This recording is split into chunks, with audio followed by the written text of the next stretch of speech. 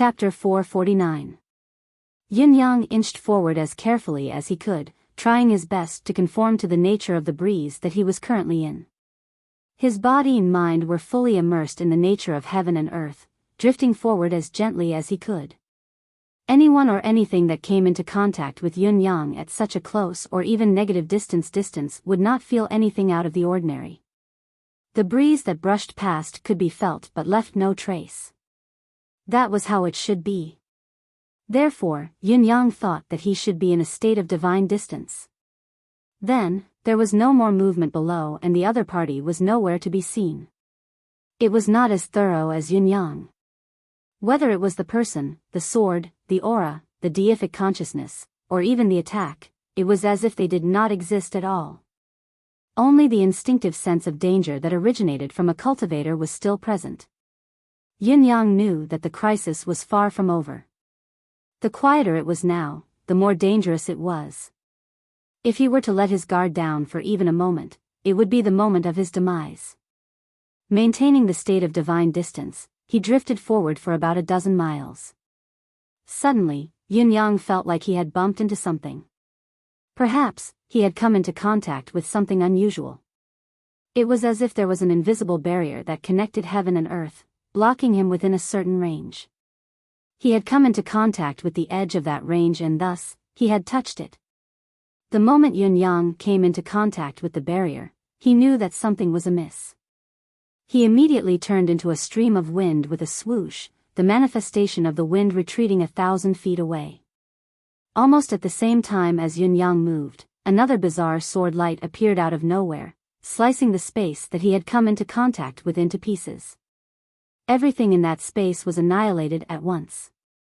Shockingly, a black hole was slowly repairing itself. Yin-Yang let out another soft grunt in his heart. Although he had reacted in time and dispersed swiftly, he could not help but be slightly affected by the sword energy, causing his soul to feel waves of excruciating pain that felt like it was being sliced apart. At the same time, his mind was filled with a hazy feeling. His internal organs were churning as well, as if they were on fire. The damage caused to him by this sword was much more intense than the previous one. His body, mind, divine sense, and divine soul had all been attacked. Yin-Yang even suspected that the strange sword energy was designed to target his manifestation. It was not aimed at the physical body but only at the soul, causing the soul to backfire on his body and mind and even indirectly injure his physical body. Such power was truly terrifying. Yin-Yang's alarmed heart had been raised to another level. The sword light seemed to have succeeded, but it also seemed to have failed. It didn't linger on the spot, but disappeared again, as if it didn't exist. It was as if it had melted into the air. From beginning to end, no one could see where it came from or where it was going. This scene was extremely strange and indescribable. The sense of danger that Yin-Yang felt grew stronger than before. Yin-Yang climbed swiftly. He was at least 10,000 feet above the ground, but even at such a high altitude, he could still clearly feel the sense of danger following him like a parasite. Even if it was only for a moment, it did not leave him. Yin-Yang grumbled inwardly. Yin-Yang had never been someone who would give up easily. Otherwise, he would not have taken the risk to go there despite knowing that there was a spiritual restraining formation in Zilong City. He would not have chosen to bluff and threaten Zio's emperor and officials to take back the Niello Bear's mystical core despite knowing the limits of his ability. There were too many similar examples. However, Yin-Yang really did not know how to deal with it now. The ability of this person who was lurking in the dark before him was not something that he could fight against. To Yin-Yang's knowledge, his strength was even more powerful than Ling Xiaozui's back then. Could it be that Mr. Nian had come personally? However, how could Mr. Nian be so strong? What kind of standard was this? Could it be that his estimation of Ling Xiaozui's ability had been wrong? It should be so. It was just like how he had thought that Old Bai was very strong, but Old Bai, who was already at the 6th level of Heaven Realm, was still no match for Jun Moyan's sword. It seemed that ignorance was bliss. Just as Yin-Yang's thoughts were drifting, the strange sword light attacked again. Just like before, it flashed by and didn't stop. Then, it disappeared. Once again, Yin-Yang felt that his divine soul was affected. Yin-Yang made a quick calculation. The other party seemed to have used some unknown method to know that he was within this space. Now, the other party's sword force had completely locked down a radius of about 50,000 feet. This was undoubtedly a vast area. However, the other party's sword, speed, and force could ignore the distance between them. It could appear wherever it wanted to. If he continued to stay here, he might be killed by the other party in the next moment. There was no chance of luck in this. Even if he could transform into thousands of clones, with the other party's skill, if 10 strikes were not enough, 100 strikes would not be enough. Under the continuous attacks, he could always be fatally wounded. Finally, he could no longer maintain his wind manifestation. It was Yin-Yang's first time encountering such a situation. Despite the fear in his heart, he could not just sit and wait to be captured. Thus, he began to think anxiously about how he could escape and get himself out of this dangerous situation. Right now, the most critical thing was still the geographical advantage. The other party had set up a strange barrier to restrict him within a certain area. He had to change this flaw to improve the current situation, but how could he do it? The wind was flowing towards the northeast now. If he changed the direction of the wind abruptly, there would definitely be an anomaly. The moment he changed, he might be caught and killed by the other party. If he turned into a cloud and left, it would most likely be the same. Blood? Water? Fire? These few aspects would not do. None of them would do. There was also the lightning manifestation. The speed of the lightning manifestation was indeed faster than the wind, but the consumption was too intense and the target was obvious. Even if he really turned into lightning, he would still be killed by the other party with a snap of his fingers. Helpless, Yin-Yang could only maintain his slow drifting trajectory, drifting towards the south. Yin-Yang's movement was not without reason. The south was the closest to the ground and the highest spot of the mountain below. The enemy should be right here, riding his sword and pointing it at him. If he drifted north, he could stay away from the enemy, but it would definitely be the direction that the enemy was most concerned about. The more dangerous a place is, the safer it is. Now that I'm at my wit's end, I can only take the risk and do the opposite. Yin-Yang continued to move south carefully. This time, he turned himself into thousands of wisps of wind and quietly separated himself from the barrier. Below, the sword light moved again. It flashed like before, and another space that was close to the barrier was instantly torn apart. This time, however, it did not affect Yin-Yang at all. The sword light was aimless, and it was the first time Yin-Yang was unharmed. However, the sword light did not vanish. Instead, it flashed 3 more times. Thousands of feet of space close to the north were torn into 3 large black holes almost at the same time. If Yin-Yang had been within the range of these 3 black holes, even if he did not die, his wind manifestation would dissipate and he would be gravely injured. It could be said that Yin-Yang's decision to continue moving thousands of feet to the south in this short period of time was extremely wise. The 3 lightning-fast swords did not cause him any harm. Even so, Yin-Yang was still shaken by the swords, shuddering in fear. The astonishing might of these swords, especially when he personally witnessed it, was truly hard to describe the soul-stirring feeling he felt. Yin-Yang did not even notice where the sword light came from or where it would eventually return to, even though he was watching from the sidelines. This was simply an inconceivable miracle. With Yin-Yang's current cultivation base and the standard of ascending to the heaven realm, although he was still not considered top-notch, the average 10th perfection grandmaster was no longer a match for a single strike of his saber. The battle in Zilong City had already proven this point. In spite of this, he still could not find even the slightest trace of this opponent he was facing now. If Yin-Yang's wind manifestation were to be broken, he would probably be dismembered and die in the next instant. His soul would be destroyed as well, and he would be doomed eternally.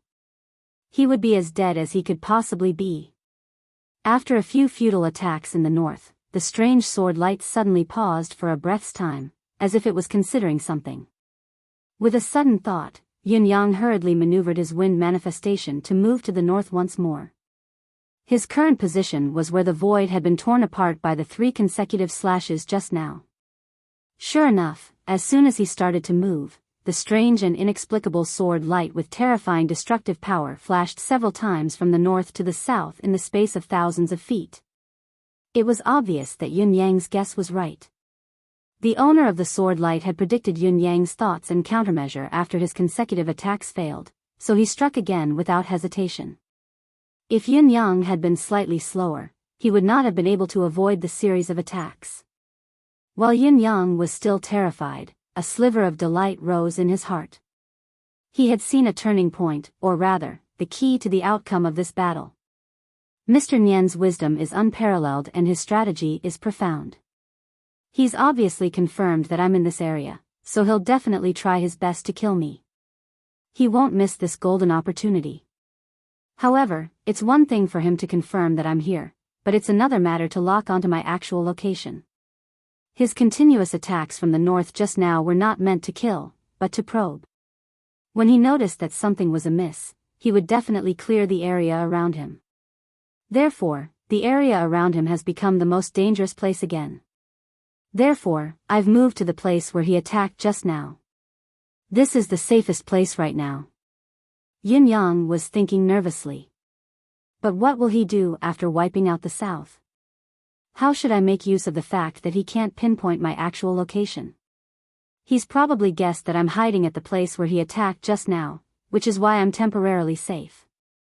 Then, after he sweeps through the space from the south to the south, should I continue heading north? Chapter 450. Yin-Yang's thoughts spun rapidly. He's already gone from the south to the north, but he didn't find anything. He won't make the same mistake again. He'll only sweep the south again later. Therefore, the place he's swept through isn't safe anymore. I can't stay here anymore. Yin-Yang steeled his heart, his wind manifestation continued to head north. The sword light flashed once more in the south, flashing a dozen times before it stopped. Yin-Yang had already traveled almost 10,000 feet away. Seeing that the other party's attack had stopped, Yin-Yang slowed down his movements as well. Looking from afar, the strange sword light continued to wreak havoc just as the movement in the south stopped. The time interval is too short. Mr. Nian is still suspicious of the other side. He's intelligent and adaptable. Yin-Yang sighed subconsciously. The current situation was that Yin-Yang had a chance to escape. As long as he could get 50,000 feet away from Mr. Nian's sword energy, Yin-Yang would be able to escape unscathed. In spite of this, he would never be able to get out of this 50,000 feet radius of sword light in such a short period of time. As long as there was a mistake in judgment, or even if Mr. Nian had hit him by chance, the situation would take a turn for the worse. As for Mr. Nian, after sweeping the south for the second time, he changed the direction of his attack again. Yin-Yang guessed that this time, it would be an all-encompassing, indiscriminate attack. There was only one relatively safe place for such a move, the south that Mr. Nian had just swept through twice. Yin-Yang moved swiftly, rushing towards the area that was being ravaged by the lingering sword light. This was a battle of wits. Both parties were highly intelligent. The only difference was that if Mr. Nian had guessed wrongly, Yin-Yang would have a chance to escape. Still, it was only a chance. If Yin-Yang had guessed wrongly, he would be targeted by Mr. Nian's sword light and turned into dust. Yin-Yang's bet was his life. He was betting with his very life. On one hand, Yin-Yang controlled his deific consciousness subtly and was even more careful in his manifestation to ensure that he did not emit any suspicious aura. On the other hand, he was trying his best to avoid the lingering power of the sword energy. Almost like a moth flying into a flame, he rushed towards the atmosphere that was filled with remnant flames and embers. Furthermore, this wave of actions had to be fast, fast, fast. However, if he was too fast, he would be destroyed by the sword light the moment he crashed into it. If he was too slow, he would be smashed into the sword light net on the spot by Mr. Nian, who had turned around. His grasp of propriety had indeed reached an unimaginable level. On the other side, the lingering sword light was still shining like a silver snake. Yin Yang was already close to the edge of the black hole that had been sliced open by the sword light. It was as if the two of them had an appointment. Yin Yang stepped in and the sword light disappeared. Yin Yang entered the area of the black hole unscathed. The space crackled as it gradually recovered. Yin Yang, who was in the state of a breeze, was inconspicuous. On the other side, the continuous, indiscriminate, and bizarre sword light attacks arrived as expected. Mr. Nian struck again. Even for Mr. Nian, this attack should be considered an all-out effort. Yin Yang could acutely sense that this might be his only chance of survival in this battle. It was at this moment that he suddenly changed his direction. Still trying his best not to make any noise, he dived down at full speed. If he were to remain high up in the sky, the other party would be able to force him out sooner or later. The only thing he could do now was to risk landing on the ground and shake off the suppression of the other party's high-altitude territory. Yin Yang plummeted to the ground like a meteor.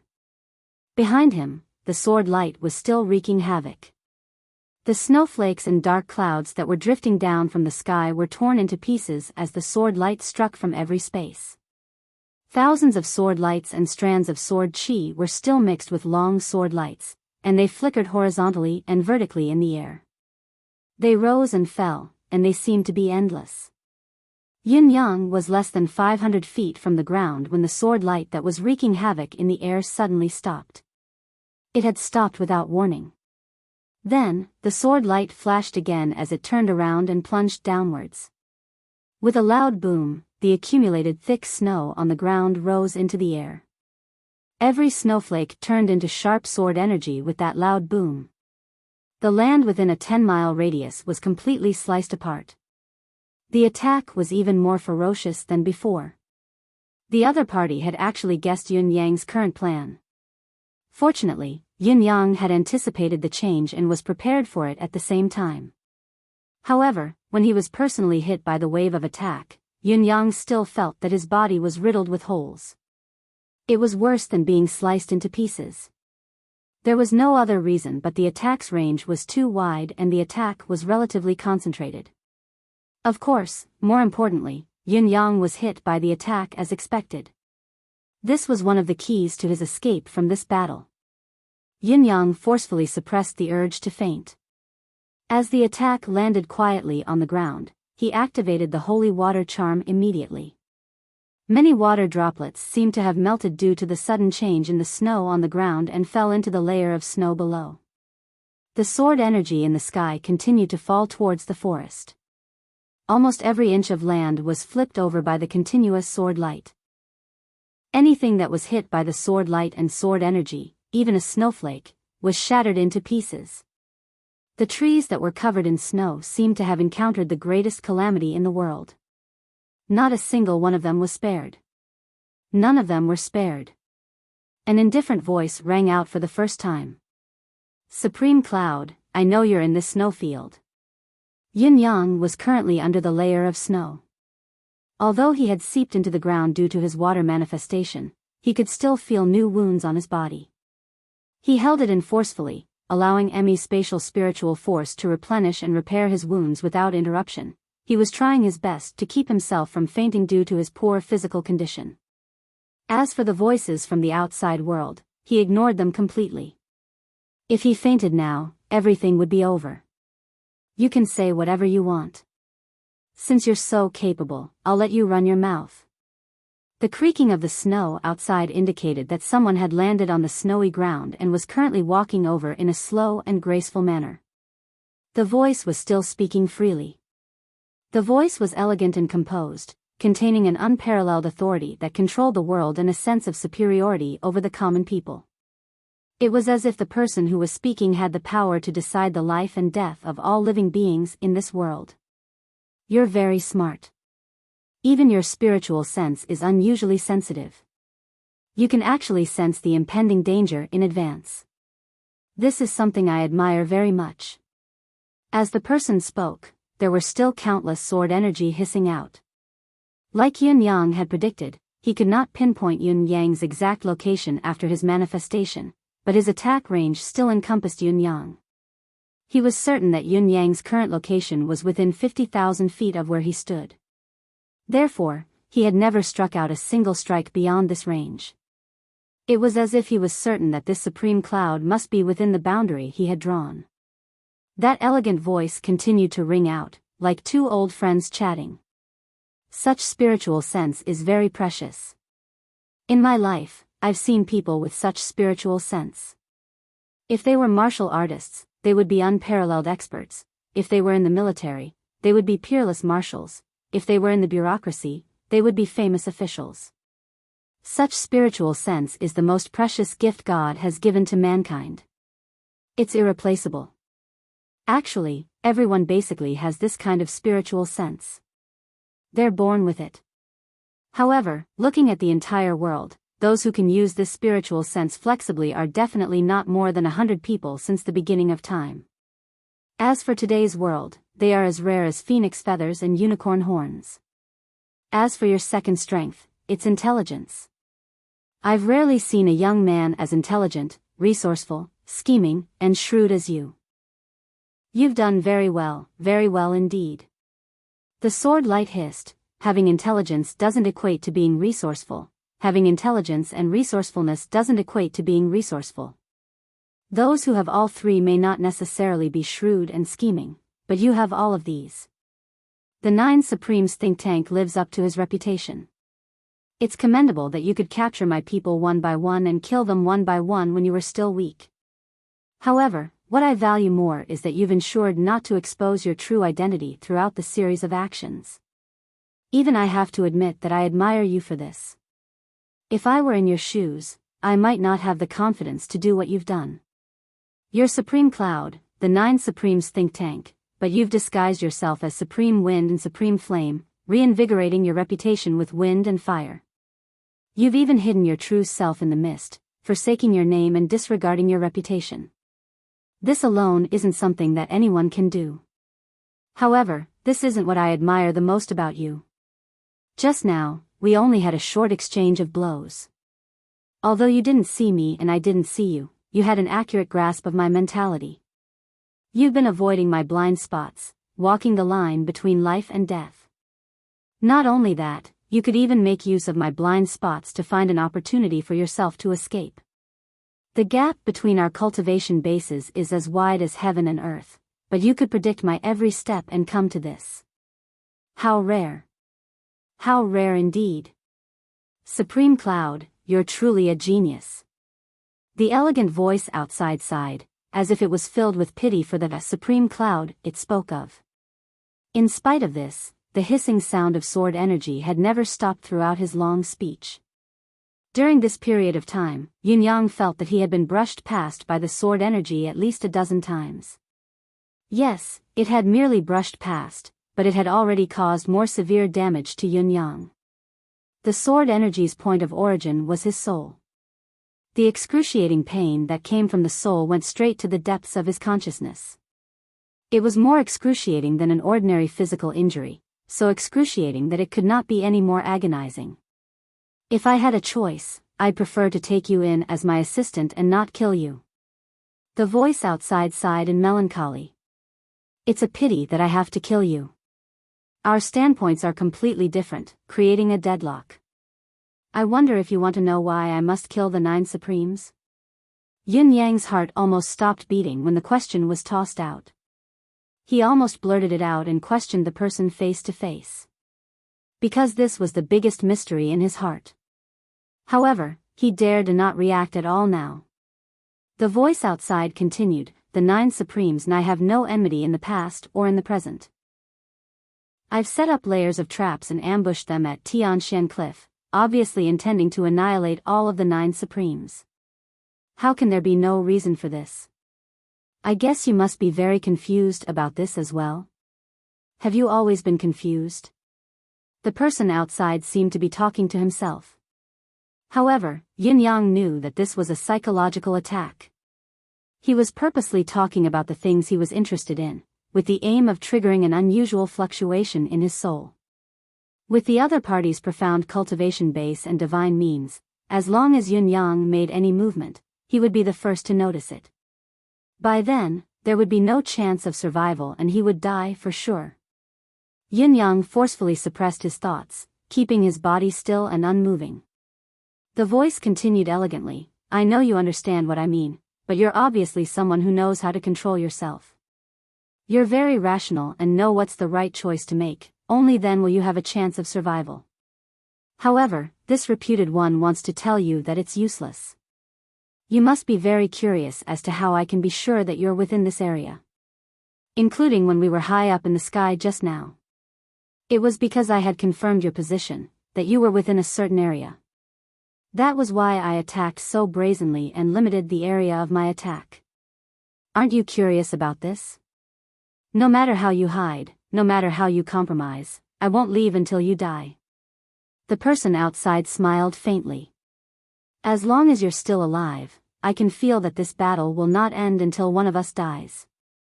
I know you're waiting for me to lose my patience, to doubt my own judgment, and to leave in disappointment. However, I want to tell you that your hope will never come true. Even if you don't move for a year, I'll stay here and guard for a year. The elegant voice outside said faintly, without the slightest hint of anger. There was even a hint of a smile in it. If 1 year isn't enough, then 10 years is fine. I can afford it. I really can afford it. So, you have no luck in this battle. Even if you're wise and resourceful, you can't make up for the difference in ability.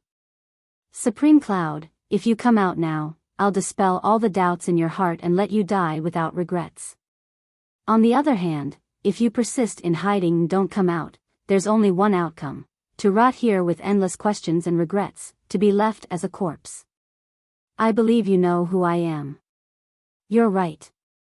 The voice outside sneered. I'm the person you want to kill the most, Mr. Nyen of the Four Seasons Tower. Chapter 451. Yin Yang hid under the snow, suppressing his emotions again and again, reminding himself over and over again. Mr. Nyen. The person outside is indeed Mr. Nyen. The person outside is the biggest enemy of my life. No matter what, I have to get through this. I have to survive this battle. I have to hold on until the moment I kill him. Otherwise, I won't be able to rest in peace. Not only will I not be able to rest in peace, but my brothers and my family will die with them as well. If I'm finished and give up, how can this boundless debt of blood and hatred be resolved? No matter how much he angers me, no matter how he provokes me, I have to get through this. I have to get through this. I can't die. I can't die. Yin Yang told himself over and over again. Slowly, his emotions calmed down again. Mr. Nyen, who was outside, did not know that the psychological attack that he thought would work had instead become the source of Yin Yang's composure. This was the so-called self-destruction of one's own actions. The wisdom of a wise man might not always be what he thought. Sometimes, it would produce the opposite effect. Therefore, the application of wisdom was extremely subtle indeed. It depended on one's heart and did not allow for other thoughts. His elegant voice continued to ring, the content of his words growing more vicious as he spoke. It was no longer a part of his so-called elegance. That day, during the battle at Tianshan Cliff, the 9 supremes whose names shook the nations of Tianshan had all come, but they had all lost the powers that made them famous. The scene of corpses flying everywhere was still fresh in my mind. Until now, I still remember that Supreme Earth, the leader of the 9 supremes, had disintegrated instantly under a single palm strike. Even his head seemed to have been split into 7 or 8 pieces. Supreme Earth is worthy of being Supreme Earth, turning his life into soil in the end. I wonder if he can still live. Even if he dies, it's a worthy death. Ashes to ashes, dust to dust. Of course, Supreme Earth wants to perish in the earth. Yin Yang felt his heart wrenching violently, the pain indescribable. It was a suffocating pain, an extreme agony that could not be described with words. Yet, he had to endure it. He had to endure it with all his might. No matter how painful it was, no matter how unbearable it was, he had to persevere. I can't be angry. I cannot be impulsive. He's forcing me to go out by saying that. He's so concerned about my life and death. It must be because the 9 Supremes have the power to shake him. I must not be impulsive, I must wait for the future, but I really want to rush out now and fight to the death. No one knew, and no one could understand, how painful and unbearable this kind of endurance was. It was as if his body, soul, and mind were being cut into pieces over and over again, but he still had to maintain his ice-cold composure. The voice from outside was still like a demonic voice that penetrated his brain. The voice laughed weirdly. Does it hurt? Do you feel so much pain that you want to die? Do you feel like you're about to collapse? He really wanted to fight with his life on the line.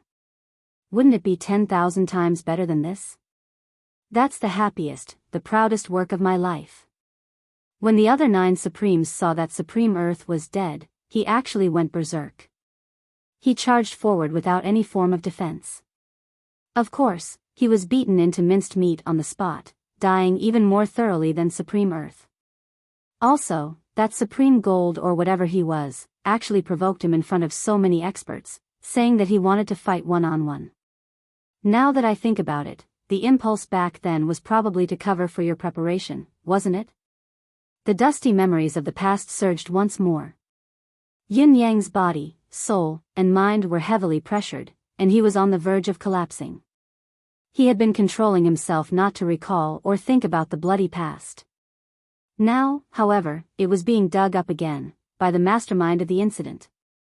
Yin Yang felt that his memories were still fresh in the depths of his heart, without a single detail left out.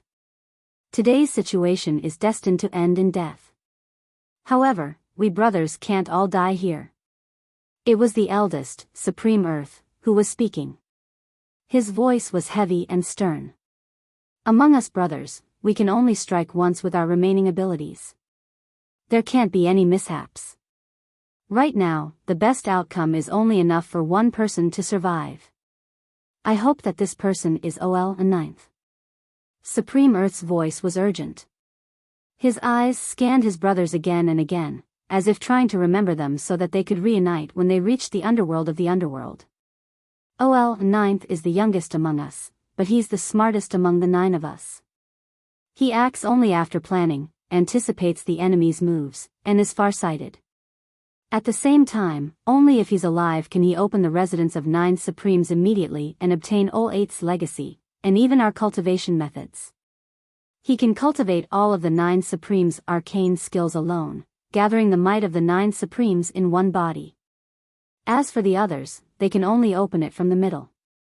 They can only get a part of it, not all of it. Therefore, we can die, but OL 9th has to live on. Give him this glimmer of hope. Pin the last glimmer of hope on him. As long as Supreme Cloud isn't dead, the legend of the 9 Supremes won't die.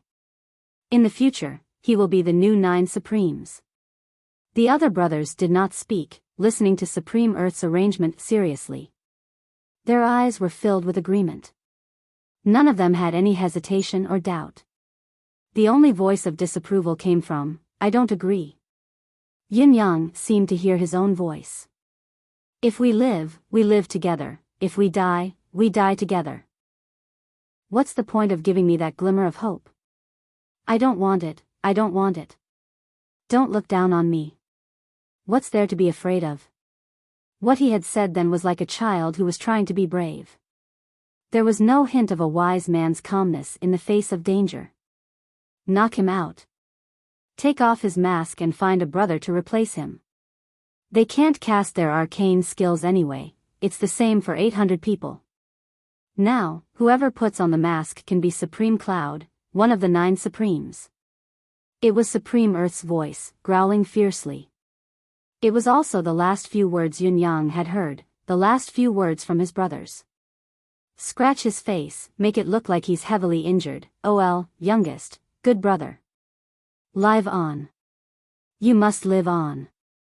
If you die, we brothers will really have no hope at all. Then, he did not know anything, completely entering a state of suspended animation. At that time, he was drowned in the same excruciating agony. His head had also suffered a heavy blow, causing him to be completely muddled. The only thing he could feel was the vibrations of his brother's power. It was the activation of the remaining arcane skills. Then, there was no more then. When he woke up, he realized that he was like a tattered rag doll, buried in the ground with only one leg sticking out of the ground. No, it was broken outside and had been chopped into several pieces. His head was like a rotten watermelon. There was a large hole in his chest where his heart was, a hole that could have been fatal. Obviously, although his brothers had disguised themselves, the enemy had not given up on any chance of survival. His head had still been smashed and a large hole had been punched through his heart. As for being buried in the ground, it must have been because someone had covered up all the corpses in the end. It was just that the combination of the 9 Supremes' remaining power had triggered the Cloud Manifestation's ability. Under the spiritual restraining formation, the Cloud Manifestation's ability had worked, allowing Yun Yang to survive the fatal injury, creating a miracle of life. There was also the Lotus Seed. That was why he was where he was now. My brother's hopes were all on me. I can't go out, I can't die. Outside, Mr. Nian's malicious voice could be heard. It's normal that you don't understand why we did it. On the other hand, I don't understand why you didn't die as well. There were 809 people in total, and we managed to gather 809 corpses. There's no mistake about this. In the end, everyone was dismembered, their hearts broken, their brains crippled. Supreme Cloud, why aren't you dead yet? Yin Yang's heart was bleeding. It doesn't matter that you're still resilient and unwilling to come out. I'll stay here with you until you can't take it anymore, or until the moment you can't take it anymore and come out. The voice outside said faintly, Yutong's eastern defense is about to be breached anyway. The Empire of Yutong is about to become history.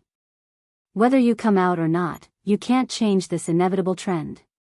1 year, 2 years, 3 years, 5 years, this reputed one will be waiting here with you. A faint chuckle could be heard. Actually, this isn't too bad. At the very least, this reputed one knows that you're here. As long as you're not dead, this reputed one will sense it. I'll let you persevere like this, waiting for the Empire of Yutong that you've protected with your life to perish. By the time you come out, everything will have vanished into thin air. That's a pretty good ending. Isn't it? Yin Yang's heart sank. This was Yin Yang's other weakness right now, and it was indeed extremely difficult to deal with. If he were to be trapped here, no matter how valiant and fearless Fu Baoguo was on the Eastern Front, he would still be powerless against Han Sanhe's million-strong army and the power of an entire nation. He would never be a match for them. Once the Eastern Front was breached, they would march straight in. Yutong was defenseless. It would definitely be under Han Sanhe's steel cavalry. Chapter 452. Yin Yang was indeed anxious about the current situation, but there was nothing he could do. Facing such a terrifying enemy, whether he could stay alive and ensure that he would not be found and killed was already more difficult than ascending to heaven. There was no need to even think about escaping or winning the battle. Those were already far-fetched dreams. However, how should he deal with the current situation? Of course, we won't bear the great karma of a dynasty's rise and fall, but trapping you here is enough to seal this karma. It was still Mr. Nian's voice, but this time, he was guffawing into the sky, high-spirited as if everything was within his grasp. The truth was that everything was within his grasp. Yin Yang could only endure it without moving, endure it forever, until his energy was depleted and he could no longer hold it in. There was no way to resolve the current situation. Despite his anxiety, Yin Yang's heart was about to explode, but there was nothing he could do. The Eastern Battlefield. The army that Han Sanhe had deployed stretched dozens of miles. Wherever it passed, it was like a black torrent that devoured everything. The Empire of Dongxuan's main force was moving at a slow pace. All the water sources along the way were under their control, without the slightest mistake. All the land near the battlefield had been plowed to ensure that all the trees and plants within sight had been cleared. Some of the steep peaks were even flattened by the ace cultivators Han Sanhe had sent. Dongxuan's military base was arranged into a huge fan shape. It was concave in the middle. Dongxuan's army maintained this formation and continued to advance. All the air vents along the way had been widened. Although the four empires had worked together to trap Supreme Cloud and Zio, Han Sanhe would never let his guard down like De Yuan's marshal. The formation that he had set up now was a special formation that specifically targeted and guarded against the 9 supremes. Be it wind, cloud, thunder, lightning, water, or fire, you can forget about opening an opening here.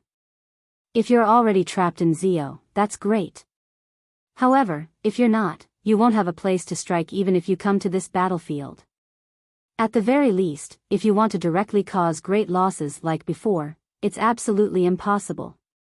On the main battlefield, there were only 200,000 men from Zhang Ge troop who had arrived to fight Fu Baogua head-on. Both sides advanced and retreated. They had been in a stalemate for a long time. Fu Baogua's face remained calm and composed, calm and capable, unmoving like a mountain. Every day, he would find a certain time to gather his generals and joke around. He looked extremely relaxed and carefree, as if he did not care about his opponent or the battle at all. However, when he was alone, his face would immediately turn into a frown, and he would be deeply worried. The Dongxian Warsong army they were facing now was merely the vanguard. The real test was yet to come. However, the current situation was like a raging fire, abnormally intense. The military camp that Zhang Ge troop belonged to had never entered the main battlefield, only sending out a small force to harass the enemy each day. Every few days, they would send out a large army to attack, but they would retreat after a period of intense battle, never lingering to fight. Fu Baogua knew that Zhang Ge was only exhausting his combat power bit by bit, turning himself into an army that was weary from the prolonged battle to create favorable conditions for Han Sanhe's army to arrive. However, it was one thing to understand, there was nothing he could do about it. He could only react passively and passively achieve the enemy's goal. Han Sanhe had yet to arrive at the main battlefield. Along the way, he had used every method that he should and should not have used to defend against the 9 Supremes' ambush. As for Fu Baogua, he had also adopted the strategy of fortifying the walls and clearing the field. The mountains on the left and right of the Fortress of Resilience had been cleared by Fu Baogua. Even the rocks had been moved into the Fortress of Resilience to be used for war. The few mountains nearby had been destroyed as well. The trees in the forest further away had not been cleared, but Fu Baogua's army had turned them into sharp tree stumps that were half a man's height. Countless traps had been set up to cover the entire mountain range, ensuring that the mountains would not become Dongxuan's supporting force. Fu Baogua had set up no less than 100,000 traps within thousands of miles. Basically, the entire ground, including the forest, had turned into a beehive. Yutang's eastern front faced the Empire of Dongxian. The empire's national power was the greatest in the world, and they had the continent's top general, Han Sanhe, as their marshal. Therefore, the eastern front had always been Yutang's most deployed military force. Currently, both sides of the battlefield were heavily guarded. Yutang's 350,000 men had been arranged into a swallow-winged defensive formation by Fu Baogua. From top to bottom, front to back, left to right, they were guarded like a steel bucket, impenetrable and unassailable. However, such a formation and arrangement could only be used under normal circumstances, or perhaps most circumstances. Once Han Sanhe's main force arrived, they would only need to engage in battle to destroy most of their traps. Every day that Han Sanhe's main force arrived at the main battlefield, there would be reinforcements from the Empire of Yutang. There were those sent by the Empire of Yutang, those who came on their own accord, martial artists from the martial world came to help, and there were even groups of sects who came to help. All in all, there was an endless stream of reinforcements. Every day, the number of reinforcements would increase by tens of thousands. Even so, Fu Baogua had never felt truly relaxed. Martial artists who were skilled in martial arts had individual combat power that far surpassed ordinary soldiers, but once they entered the battlefield, their effectiveness might not be as great. The most important thing on the battlefield had always been discipline. It was cooperation. It was not individual heroism, it was one man's recklessness. These reinforcements had to go through a certain level of training before they could enter the battlefield. Otherwise, not only would their assistance be useless, it might even cause the opposite effect. Relatively speaking, it was the sects who could use them without worry. After all, there was discipline in the sects, there was teamwork and tacit understanding between them. In spite of this, they still could not blend into the military formation and be used as regular soldiers. Just a simple command and strict execution of orders was something that these reinforcements could never achieve. Looking afar from the fortress of resilience, dust billowed into the sky from the east, banners blotting out the sun. From Dongxuan's direction, another troop had arrived at the fortress of resilience. Fu Baoguo's frown deepened. With a glance, he could easily tell that the other party had sent another 200,000 soldiers. In spite of this, Han Sanhe's main force was still at the back, advancing slowly and unhurriedly. These few days, it was not only Yu Tong who had been sending in reinforcements, but Dong Xian had also been sending in endless reinforcements. At this moment, from almost every direction within Dongxian Nation, there were troops coming to reinforce them. Zhangji's location was like an ocean where hundreds of rivers converged, attracting all the small lakes in the empire of Dongxian to gather and converge here. The troops would converge and attack in unison.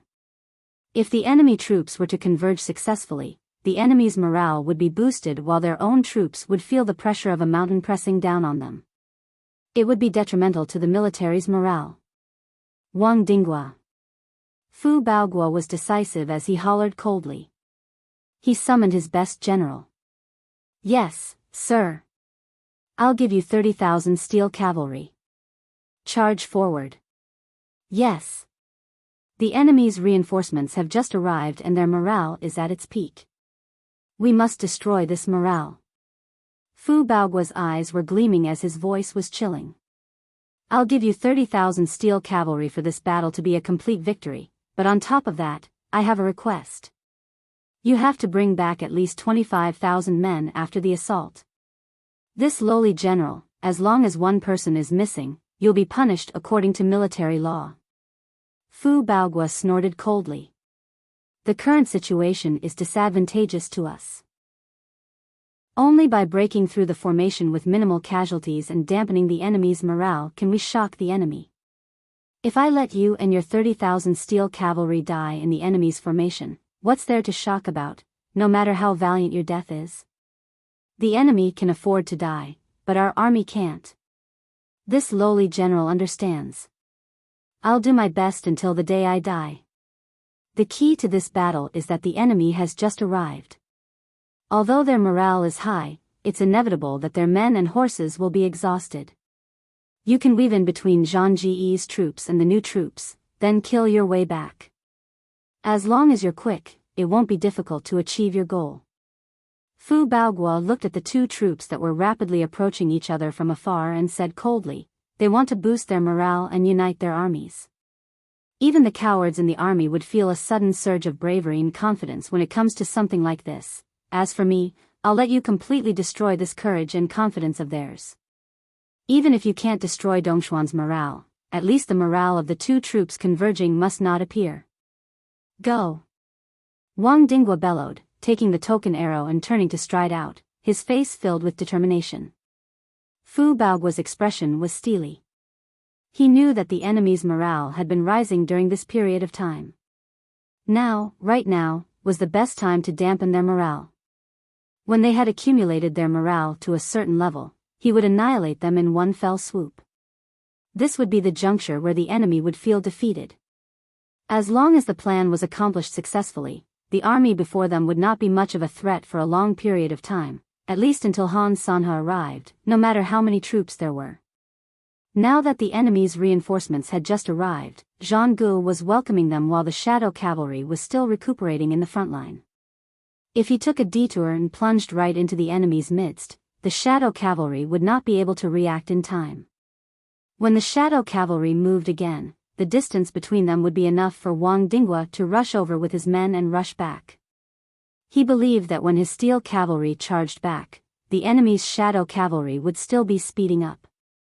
They would not have the chance to meet each other after all. Whether we can fight for the time to recuperate before Han San's main force arrives depends on this battle.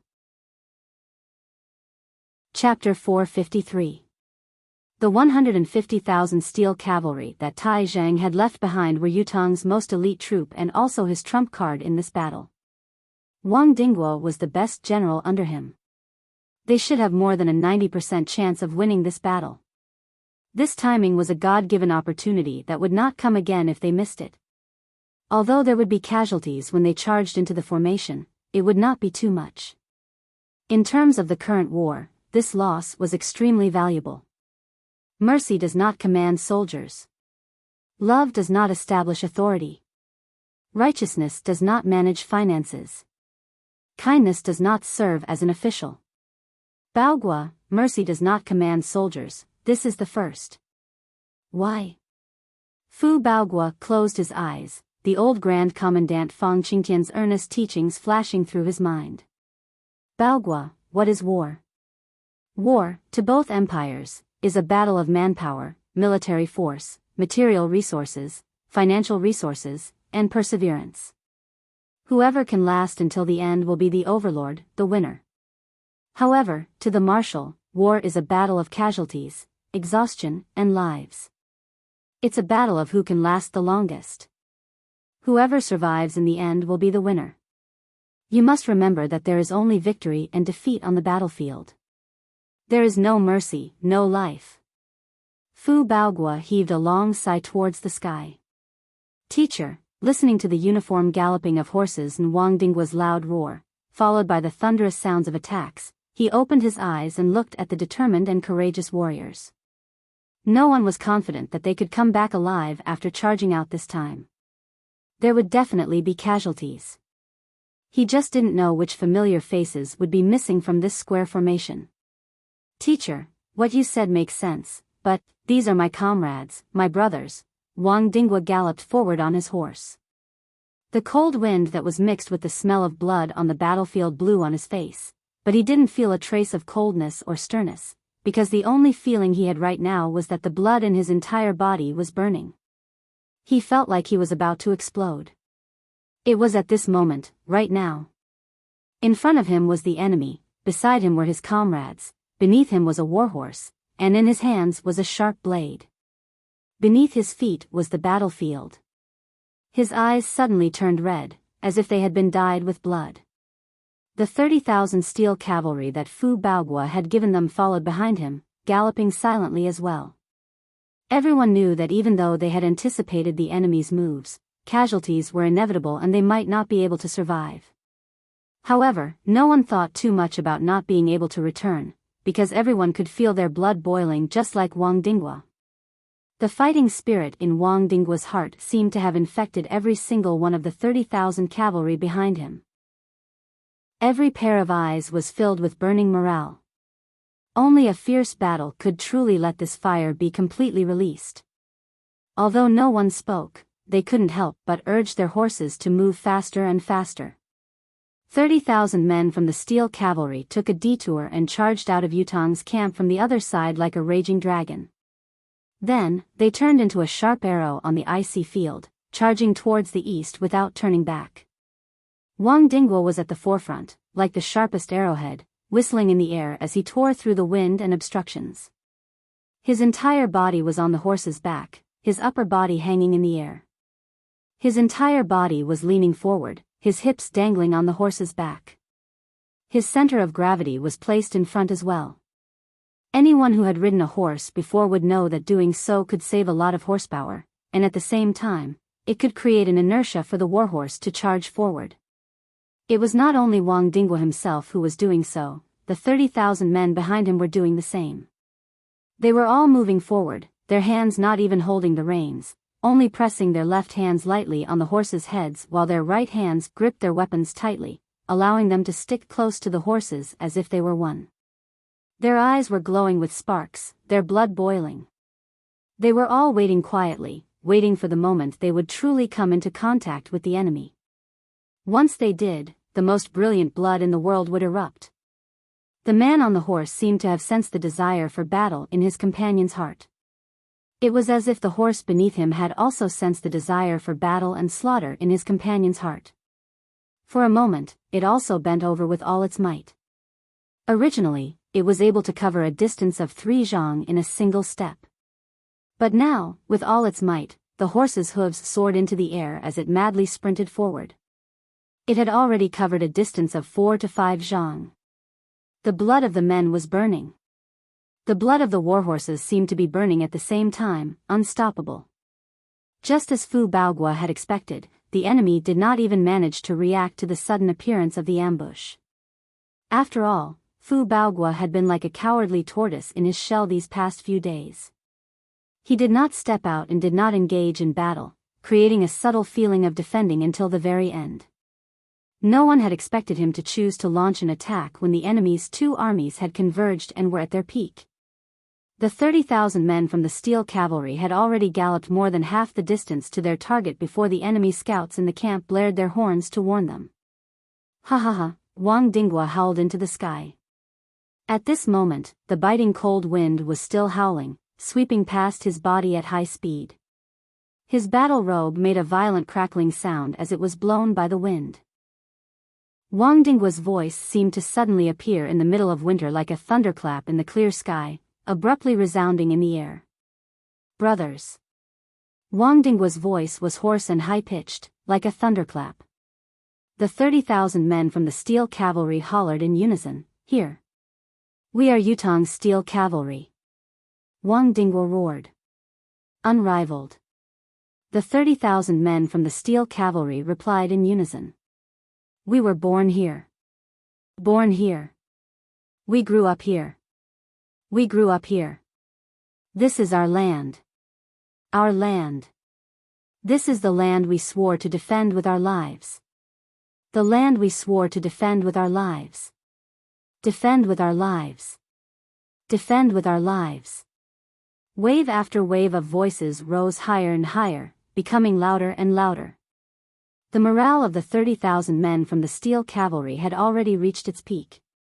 Now, with Wang Dinghua's thunderous roar, they felt like they had broken through their limits again. They were so excited that they were about to explode. The enemy is in front of us. Wang Dinghua's pupils seemed to be dilating. His blood was coursing through his veins. Enemy. The 30,000 men roared in unison. Comrades are beside us. Comrades. Home is behind us. Home. The sound waves in the surroundings became louder and louder. The momentum was unstoppable, and it surged powerfully in the sky above the icy battlefield. It was like thunder exploding in the sky over and over again. It was deafening and soul-stirring. For our parents. In Wang Dinghua's eyes, he could already see the 2 armies that were converging. They had split up their men and were mobilizing urgently to face him, intending to stop his charge. He raised his hand slowly, the 17-foot-long steel blade in his hand glowing brightly. Parents. The 30,000 men from the steel cavalry raised their weapons at the same time, pointing their blades forward. For our children. Children. For our women. Women. Their voices grew louder and louder until they turned into thunder that shook one to the core. Yutong's steel cavalry could no longer hold back the blood that was gushing out of their hearts. They howled into the sky, their auras like raging lions as they charged down the mountain. The arrows in front of them rained down like a storm, raining down on their heads. Kill. Wang Dinghua swung his saber and leaped with his steed, charging into the rain of arrows like a black comet and into the enemy's formation. Almost at the same time, a rain of blood sprayed into the air. This battle was destined to be a legendary epic forged by steel and blood. Wang Dinghua, who was at the forefront, was like a red-hot blade that was plunged into the icy-cold cream on the other side. Kill. Behind him, the 30,000 men from the steel cavalry roared in unison, as if they were about to bellow the blood that was coursing through their hearts. Each of them felt as if every strand of their hair was standing on end. The 30,000 men from the steel cavalry were like an unstoppable black flood, roaring as they charged into the enemy's formation at the fastest speed possible. They were unstoppable, and there was no turning back. It was as if a miracle had happened. The long-distance assault had continued until now, but the giant triangular arrow formed by the 30,000 men from the steel cavalry did not show any signs of disorder. Not a single person was left behind. Each of the steel cavalry was guarding their respective positions strictly. In the formation, the 30,000 men seemed to have formed a single entity as they charged into the point where the enemy's hundreds of thousands of troops were gathered. Far away, Jean-Gu, who had been waiting to meet up with his comrades but had been forced to stand on a higher spot due to the sudden incident, suddenly shuddered subconsciously when he saw the scene. This was because, the instant the 30,000 steel cavalry crashed into their camp in an unstoppable manner, Jean-Gu clearly saw a neat wave of blood suddenly soar into the sky. His entire field of vision turned crimson at that very moment. The battlefield seemed to have frozen at that very moment. All of his movements seemed to have turned into slow motion. The wave of blood rose into the air and lingered in the air. By the time the rain of blood fell, the 30,000 men from the steel cavalry had charged through like a sharp arrow. This kind of speed was simply unheard of. But at that moment, Wang Dinghua and his men from the steel cavalry did not notice that their speed had already created history in cavalry. They only roared crazily and pressed forward. Charge! Charge! Chapter 454. Blood rained down on the ground, dyeing the ground crimson, but not a single drop landed on the 30,000 men of the steel cavalry. How fast, how efficient, how sensational, and how unbelievable was this? Wang Dinghua was still leading the charge. His mind was blank, he could not think of anything else. There was only the enemy in his eyes. There was only the front. That was a true sense of not turning back, moving forward courageously. Yutong's steel cavalry. Wang Dinghua roared. He was still leaning forward to conserve his horse's energy, but the saber in his hand had already turned into a ray of light. Pu, 40 to 50 heads flew into the sky in succession. There were also more than 10 severed upper bodies that fell in all directions. Perfectly round pillars of blood shot up into the sky. By the time the corpses fell to the ground, Wang Dinghua and his steed had already charged at least 1,000 feet ahead of them. He was so fast, so unstoppable, so unstoppable. Unrivaled in the world. The 30,000 men behind him roared along with Wang Dinghua's roar. 30,000 men of the steel cavalry followed Wang Dinghua like a torrential flood, charging forward without any interruption. 30,000 men were like one man. This was definitely a highlight in the history of cavalry warfare. Kill! Wang Dinghua's voice was gradually turning hoarse.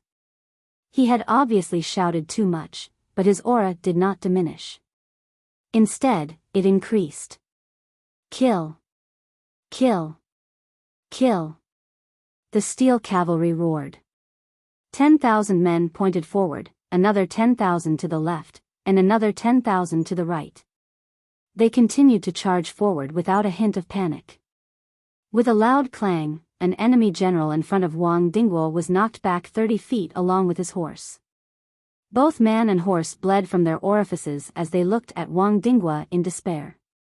However, Wang Dinghua did not even spare them a glance as he galloped away in a cloud of dust.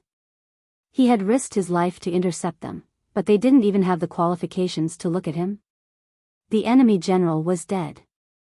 Even as he breathed his last, he died with a grievance. Woo-woo. The sound of a special horn could be heard. Wang Dinghua knew in his heart that the enemy was mobilizing their archers, gathering a large number of archers to focus on sniping and killing. However, Wang Dinghua really didn't care about anything. There was only one belief in his heart. Pierce. Wang Dinghua once again roared to the sky. Leading the 30,000 cavalrymen, he charged forward in a straight line amidst the converging army of the enemy. Wherever he passed, men and horses were thrown off their feet, heads rolled, limbs flew, and blood flowed like a stream. The aura sent chills down the spines of all the Dongxian soldiers who were fighting Yutong's steel cavalry. His heart was filled with a chill that was much worse than the midwinter snow that his body had to endure. Was he still human? With another loud clang, Wang Dinghua split the 3 Dongxian soldiers in front of him into 6 pieces. Suddenly, he felt an inexplicable sense of relief as his vision cleared up. He had already broken through the enemy's rear formation. The first half of the chisel tactic was completed. Success! Wang Dinghua did not turn back with his horse. Instead, he maintained his forward speed and galloped for about 20,000 feet before he turned his horse around and made a half circle. In front of his saber was still Dongxuan's formation. The galloping was still thunderous, the entire troop was still orderly. The 30,000 steel cavalry followed Wang Dinghua in a half circle, almost unscathed, facing Dongxuan's troop head-on, drenched in blood. Every single one of them had blood dripping down from their bodies, armor, and heads. Each of them was dyed red, blood red. It was as if tens of thousands of death gods had suddenly descended to the mortal world. The fiendish aura that was condensed by this team of assassins was not only daunting, it was simply terrifying to the point that one's heart and soul would scatter with just a glance. Wang Dinghua did not stop. With a loud roar, he launched the second wave of chisel tactic. Yutong steel cavalry. Charge back with me. Charge back.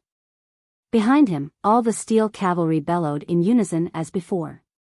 Their legs clamped on their horses' abdomens and their bodies left the saddle, stretching forward to their limits.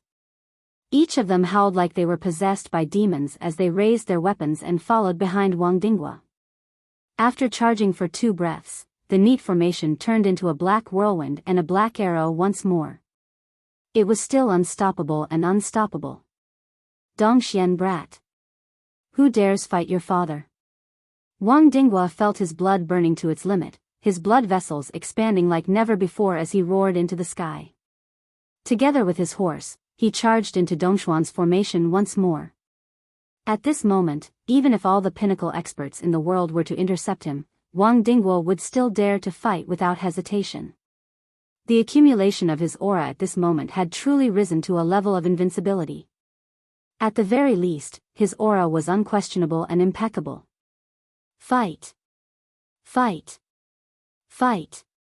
The tens of thousands of steel cavalry behind Wang Dinghua roared similarly, their blood vessels expanding as they charged into the enemy's formation.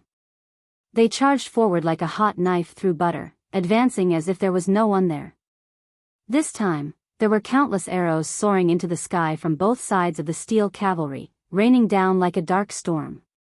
Dongxian was obviously not prepared for the steel cavalry's charge, but they were already prepared to counter it. The dense rain of arrows from both sides was the best counterattack they could come up with at the moment.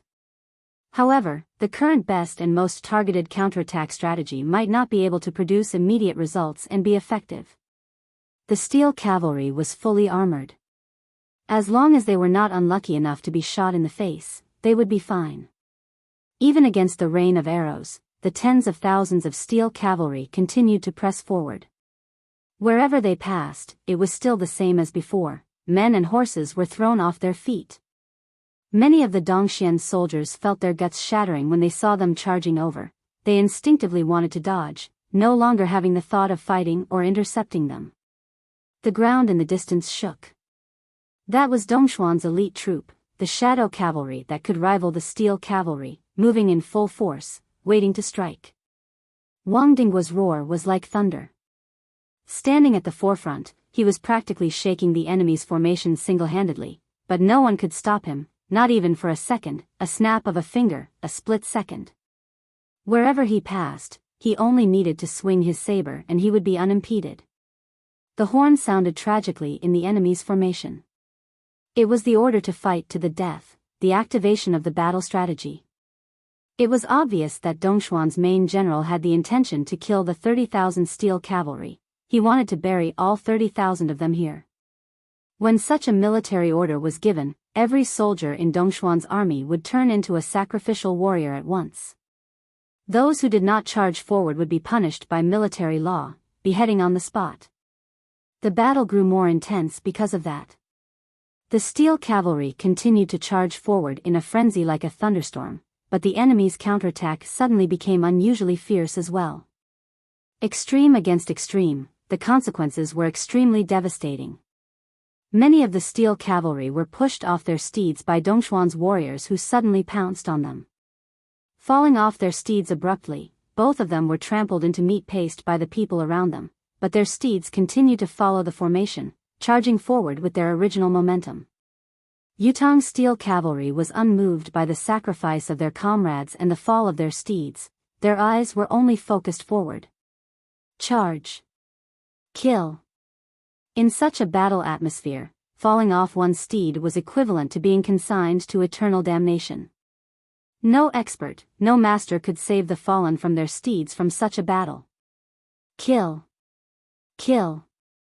Wang Dinghua led the charge, guffawing like thunder. His saber light was like lightning. He was like a god of war that knew no fatigue. Heads were rolling in front of him, and fresh blood was flowing like a waterfall. Behind him, his comrades were constantly falling off their horses. Just as the battle was gradually reaching its climax, Wang Dinghua let out another wild roar. His front suddenly felt relaxed, and he once again rushed out of the enemy's formation. Behind him, a black torrent surged forward without stopping. The piercing tactic was a success once again. Now, the established strategy was completed. Wang Dingchao was still galloping madly on his horse. His tall and sturdy body suddenly stood upright on the horse's back. He pointed his blood-dripping long saber towards the sky and shouted loudly, "Brothers, we have won this battle. Follow me home." This was not an order to the troops behind him, but a ritual to summon the souls of their fallen brothers from Yutong's steel cavalry after each battle. Behind him, all the Yutong's steel cavalry who had charged out of the enemy's formation stood up on their steeds at the same time, their weapons pointed at the sky. "Brothers, come home with us." Roar. Wang Dinghua hollered. All the steel cavalry behind him roared in unison, "Don't worry, brothers, I'm still here. The family's matters shall be shouldered by me. You have meritorious military service, I have my life. Father and children shall not worry for the rest of their lives." This was the practice of Yutong's steel cavalry. The first thing the survivors did after every battle was to look for their comrades' family and take good care of them. It was also the last consolation to the loyal souls. A steel torrent charged out of the enemy's formation, still a sharp triangular arrowhead, charging forward with an indomitable will. When we fight, we press forward, those who stand in our way are invincible. When we charge out, when we return with the souls of our brothers, we still press forward with an indomitable will. Yutong's steel cavalry will always be Yutong's steel cavalry. Life and death are the same. 4th chapter. Seeking monthly votes. These few chapters have made my blood boil. Chapter 455. Yutong's steel cavalry roared as they galloped away, returning victorious. It was a pity that it was not a complete victory.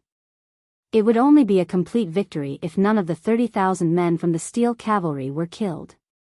However, that was only a fantasy in novels.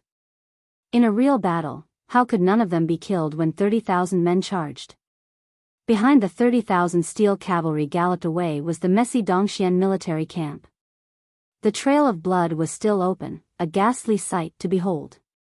It was at this moment that a cavalry from the left charged over like a raging dragon. The leader hollered furiously from afar, "Wang Dinghua! Stay and fight me if you have the guts." Wang Dinghua could not help guffawing when he heard the challenge. Suddenly, he roared into the sky, "Yutong's steel cavalry!" Behind him, all his comrades guffawed at the same time. Unrivaled in the world. Wang Dinghua did not slow down at all as he led the charge towards his own military camp, roaring, "Dongxuan's shadow cavalry! Just bullsh *t. Dongxuan's shadow cavalry is just bullsh *t." The steel cavalry behind him galloped away, guffawing. "The next time we meet, I'll take your head." Wang Dinghua guffawed. "Grandpa is tired today, I won't keep you company." Ha ha ha ha. Amidst the maniacal laughter, Yutong's steel cavalry charged back like a torrent. The Dongxian shadow cavalry who had rushed over almost spat blood when they heard the string of words. They were only 10 breaths away from stopping the enemy. Each of the Shadow Cavalry's warhorses had almost broken their legs from running to catch up to Yutong's Steel Cavalry, but they were still a short distance away, unable to stop the enemy. In the end, they could only watch the enemy gallop away like an arrow released from a bow. They had even brushed past each other. They were fuming with rage, but there was no place for them to vent it. Poof!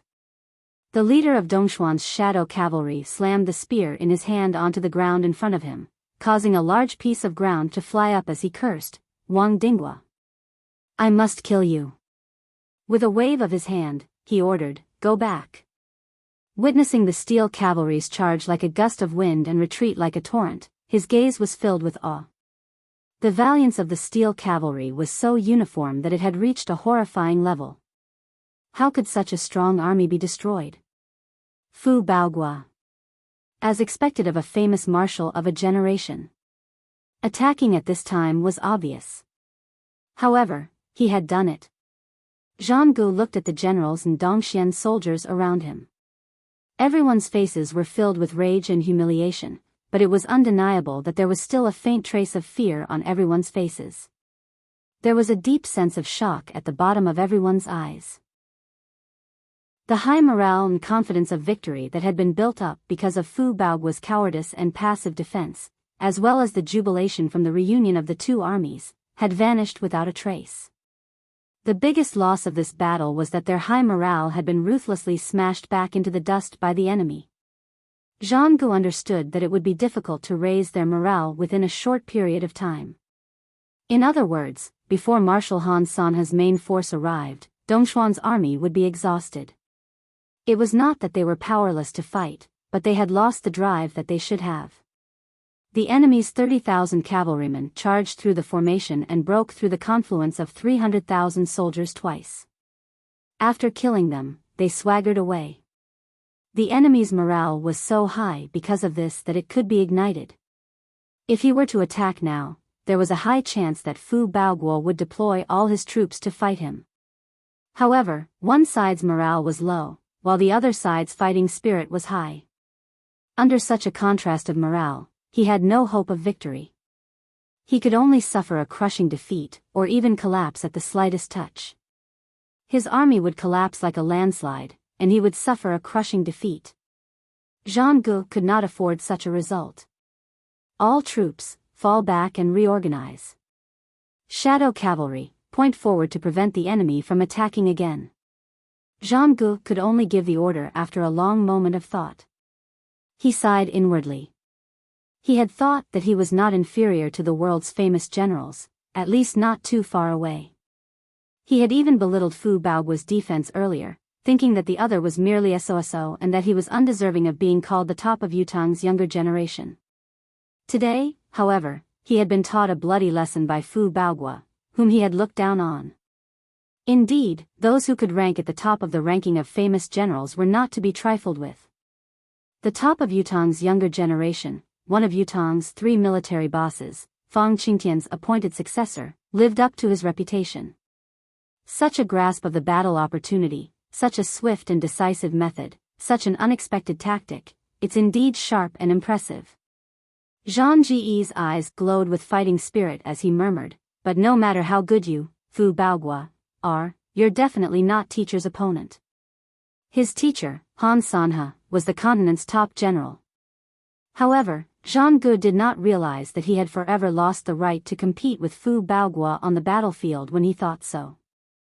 Wang Dinghua spurred his horse forward like a sharp arrow, charging to the front of Yutong's army. Fu Baogua was already standing at the door.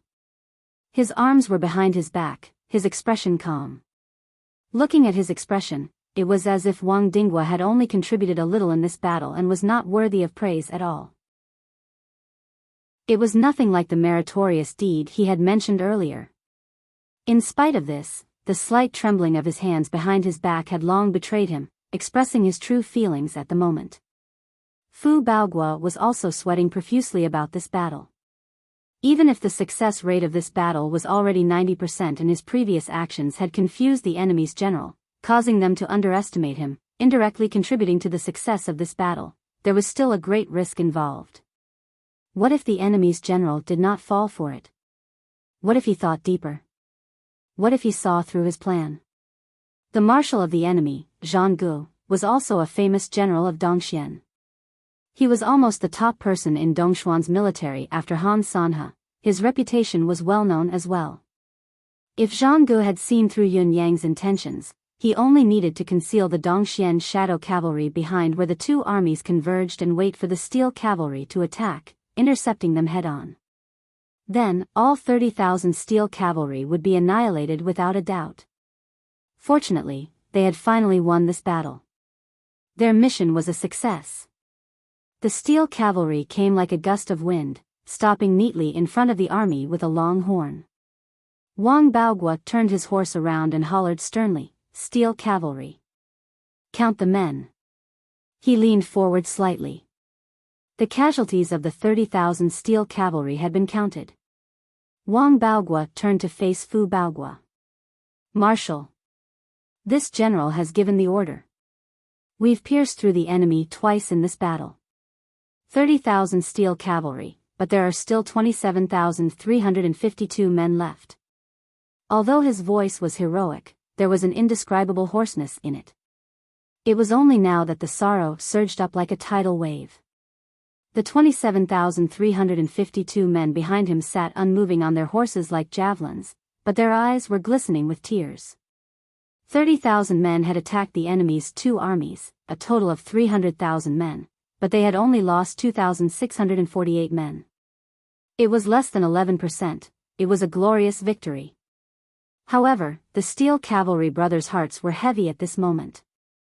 More than 2,000 brothers who had been with them day and night, who had been so close to them, had been buried in the battlefield, not even their bones were left. Opposite them, Fu Baogua's expression was solemn as he raised his hand to salute and said in a low voice, "All troops, listen up. All of you salute our 2,648 brothers. Send them off. I wish all of you a safe journey." The thumping of the war drums reverberated in a soul-stirring manner. "The loyal souls shall not perish, they shall live with the nation." When Yutong's warriors died in battle, they would send them off with the beating of the war drums whenever they had time to spare. Perhaps, other generals would pay homage after the war ended, to pay tribute to the loyal souls. However, Fu Baogua would not do so. The first thing he did after each battle was to send off the warriors who had died in battle. He wished that their souls would not be far away, and that they could still hear the farewells of their comrades from their homeland. Well done. Really well done. Fu Baogua's Adam's apple bobbed twice, his voice dry. He blinked his eyes hard, trying to control his sorrowful emotions as he called out hoarsely, "Wang Dinghua. Here. Later, I want you to find out the names, achievements, life experiences, birthplaces of our fallen brothers. Make a list of all of them and record them in the file. Seal up their wills and belongings. After the war, report to His Majesty and ask for more compensation. Let the brothers rest in peace and rest in the afterlife with a smile. Yes. The steel cavalry has contributed greatly in this war. Tally up the achievements and report them to me as well. Yes. Return to the troops." Fu Baogua commanded. 27,000 men of the steel cavalry moved at the same time. However, at the next moment, everyone froze with an unusually complicated expression. They froze. They had not noticed it just now, but it was only now that they realized that more than 27,000 men from the steel cavalry had returned from the war. This was not wrong. In spite of this, there were more than 29,000 warhorses that had returned. In other words, there were still about 2,000 ownerless warhorses in the formation. Each of them stood where they were, bewildered and helpless. Chapter 456. Previously, with a spurt of energy, the horses were also focused and courageously galloped, following the troops all the way back. It was only now that they felt that something was amiss. There were still many companions of the same species around them, but they were not aware of it. Now that the surviving steel cavalry had returned, the masterless warhorses were at a loss, their heads swaying left and right as they searched for their companions in fear. Am I not carrying the burden of my old comrade whom I have always been so close to? Why? Why aren't you riding me? Where have you gone? The warhorses neighed in bewilderment, stomping their hooves anxiously, hoping to find the face they were most familiar with in the crowd. Suddenly, a warhorse let out a long neigh and stood up on its hind legs. It turned its head and looked around, clearly trying to find its master. However, its eyes were filled with more and more fear, sorrow, and desolation. After some time, more than 2,000 warhorses neighed in anguish at the same time. When the sound fell into everyone's ears, they could not help but feel a heart-wrenching sorrow. Fu Baoguo lowered his head in dejection. The 20,000 steel cavalry who had gathered and returned to the troop bit their lips tightly, keeping quiet as tears glistened in their eyes. Even the formation of the steel cavalry, which had never been disorderly, was a little disorganized. Many of the warhorses, carrying the empty saddles on their backs, began to move uncontrollably. The horses' noses twitched as they looked around in vain, searching for their companions, their masters. That kind of blankness, sorrow, and loneliness was truly mournful, a sight that struck one's heart with grief. Suddenly, a long neigh rang out. A warhorse left the troop, carrying the empty saddle on its back and sprinting towards the battlefield like an arrow. The warhorse was sentient, obviously wanting to return to where its master had left it. It wanted to search for him, find him, be with him again, and carry him for eternity. With this warhorse leading the way, hundreds of other warhorses left the troop and galloped after it. The long mane on the horse's neck swayed in the wind, but it was filled with determination and solemnity. Stop them! Wang Dingguo was taken aback, and hastily shouted. We can't stop them anymore. Fu Baoguo shook his head dejectedly and said, They won't be coming back. The neighing of the warhorses echoed on the battlefield for a long time. On the other side, Dongshuan's troops were cleaning up the battlefield. Hundreds of warhorses charged over, completely ignoring the enemy's silhouettes as they searched carefully among the mess. They were so attentive and so duty-bound. Catch them! A deputy general in Dongshuan's army was overjoyed when he saw it. These were all steel cavalry warhorses, and any one of them was a fine steed that could only be picked out of 1,000. Such a large group of ownerless warhorses suddenly appeared. Isn't this a windfall from the sky? I've struck it rich. Dongshuan's deputy general, eager to hunt, immediately took a step forward and sprinted towards a horse that was obviously of the highest quality. With this person as an example, many Dongxian soldiers swarmed forward at once. Wait! When a middle-aged general saw this from afar, he knew something was wrong, but it was too late to stop him. Moreover, even if they had heard him, the soldiers who only had the desire to obtain a fine steed would not have bothered with him. At least hundreds of Dongxian soldiers had already charged forward, entangling themselves with the horses. This one is mine. Huh, mine. Mine. The hundreds of warhorses were searching for their companions with all their might. How could they hold it in when they were suddenly pulled and even ridden? They were unprecedentedly agitated, jumping around in a frenzy. With a long neigh, a warhorse that had been stolen onto its back leaped and bit as it charged towards Dongshuan's formation like it had gone mad. The horse's head was obviously slanted by the reins, but its eyes were filled with madness that had lost all sense of reason. Its speed was as fast as lightning. No matter what was in front of it, it only knew how to charge. All the warhorses neighed in agony, leaping and galloping madly. Jump down. Jump down quickly. Jump down quickly if you don't want to die. The Dongxian general roared in terror from afar, stomping his feet. These newbies really knew nothing. On the battlefield, who would dare provoke a warhorse that had lost its master? Such provocation was no different from courting death. These warhorses had already been destined to die. They had returned to the battlefield to die for their master. Life and death were no longer a consideration for these loyal warhorses. Jumping down from a galloping warhorse was extremely dangerous and could easily injure their tendons and bones, but it was still better than dying. It was just that many of the soldiers who had climbed onto the warhorses did not even have the time to jump down. The warhorses galloped like lightning and the outcome was decided in an instant. Some of the warhorses crashed headfirst into the huge tree stumps. Not only did they break their tendons and bones from the impact, the soldiers on the horses were buried along with them. Some crashed headfirst into the surrounding rocks, causing blood to splatter everywhere. The strong inertia sent the riders flying, bleeding from the fall. There were even more warhorses that charged into Dongshuan's formation in a frenzy, kicking and biting, destroying with all their might until they fell under Dongshuan's sabers and swords. However, it was only these hundreds of frenzied warhorses that had caused thousands of Dongxian's soldiers to be injured or killed. With a long neigh, the leader of Dongshuan's shadow cavalry charged over on a tall black horse, cursing loudly. Who asked them to tame these warhorses? Are they king courting death? They're already on the battlefield and they don't even have this bit of common sense. A bunch of stards. The leader of the shadow cavalry roared like thunder. The most effective way to deal with the ownerless warhorses was to shoot them down with arrows. All other countermeasures were costly and the loss outweighed the gain. A general came out from the army with a darkened expression and a saber in his hand, saying furiously, "Sacrificing yourself to show your loyalty? Your father is going to eat these beasts. All of you shall be crushed into pieces, not even your bones will be left." The leader of the shadow cavalry was enraged, lashing the dark-faced general several feet away with a whip as he hollered, "How dare you? Such loyal warhorses and you want to eat their flesh? Are you still human?"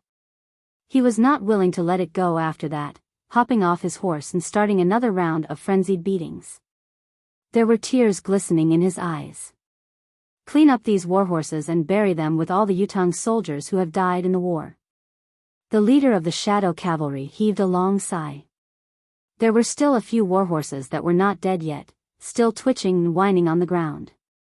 The desolation in their cries was heart-wrenching. The leader of the Black Knights sighed and walked over with large strides. He gently caressed the neck of the dying warhorse and softly comforted it. However, the steel blade in his hand was cleanly inserted into the warhorse's heart to send it off. "Go in peace. Your master is waiting for you underground. You can ride side by side again, never to be separated again." He stood up, still trembling with rage as he hollered, "Why doesn't anyone know about this military taboo? Why do they still want to violate it? Whose soldiers are these? Reply to your father." His angry roar echoed in the air, filled with grief and indignation. "Are you waiting for us to die so that you can come and steal our loyal warhorses as well?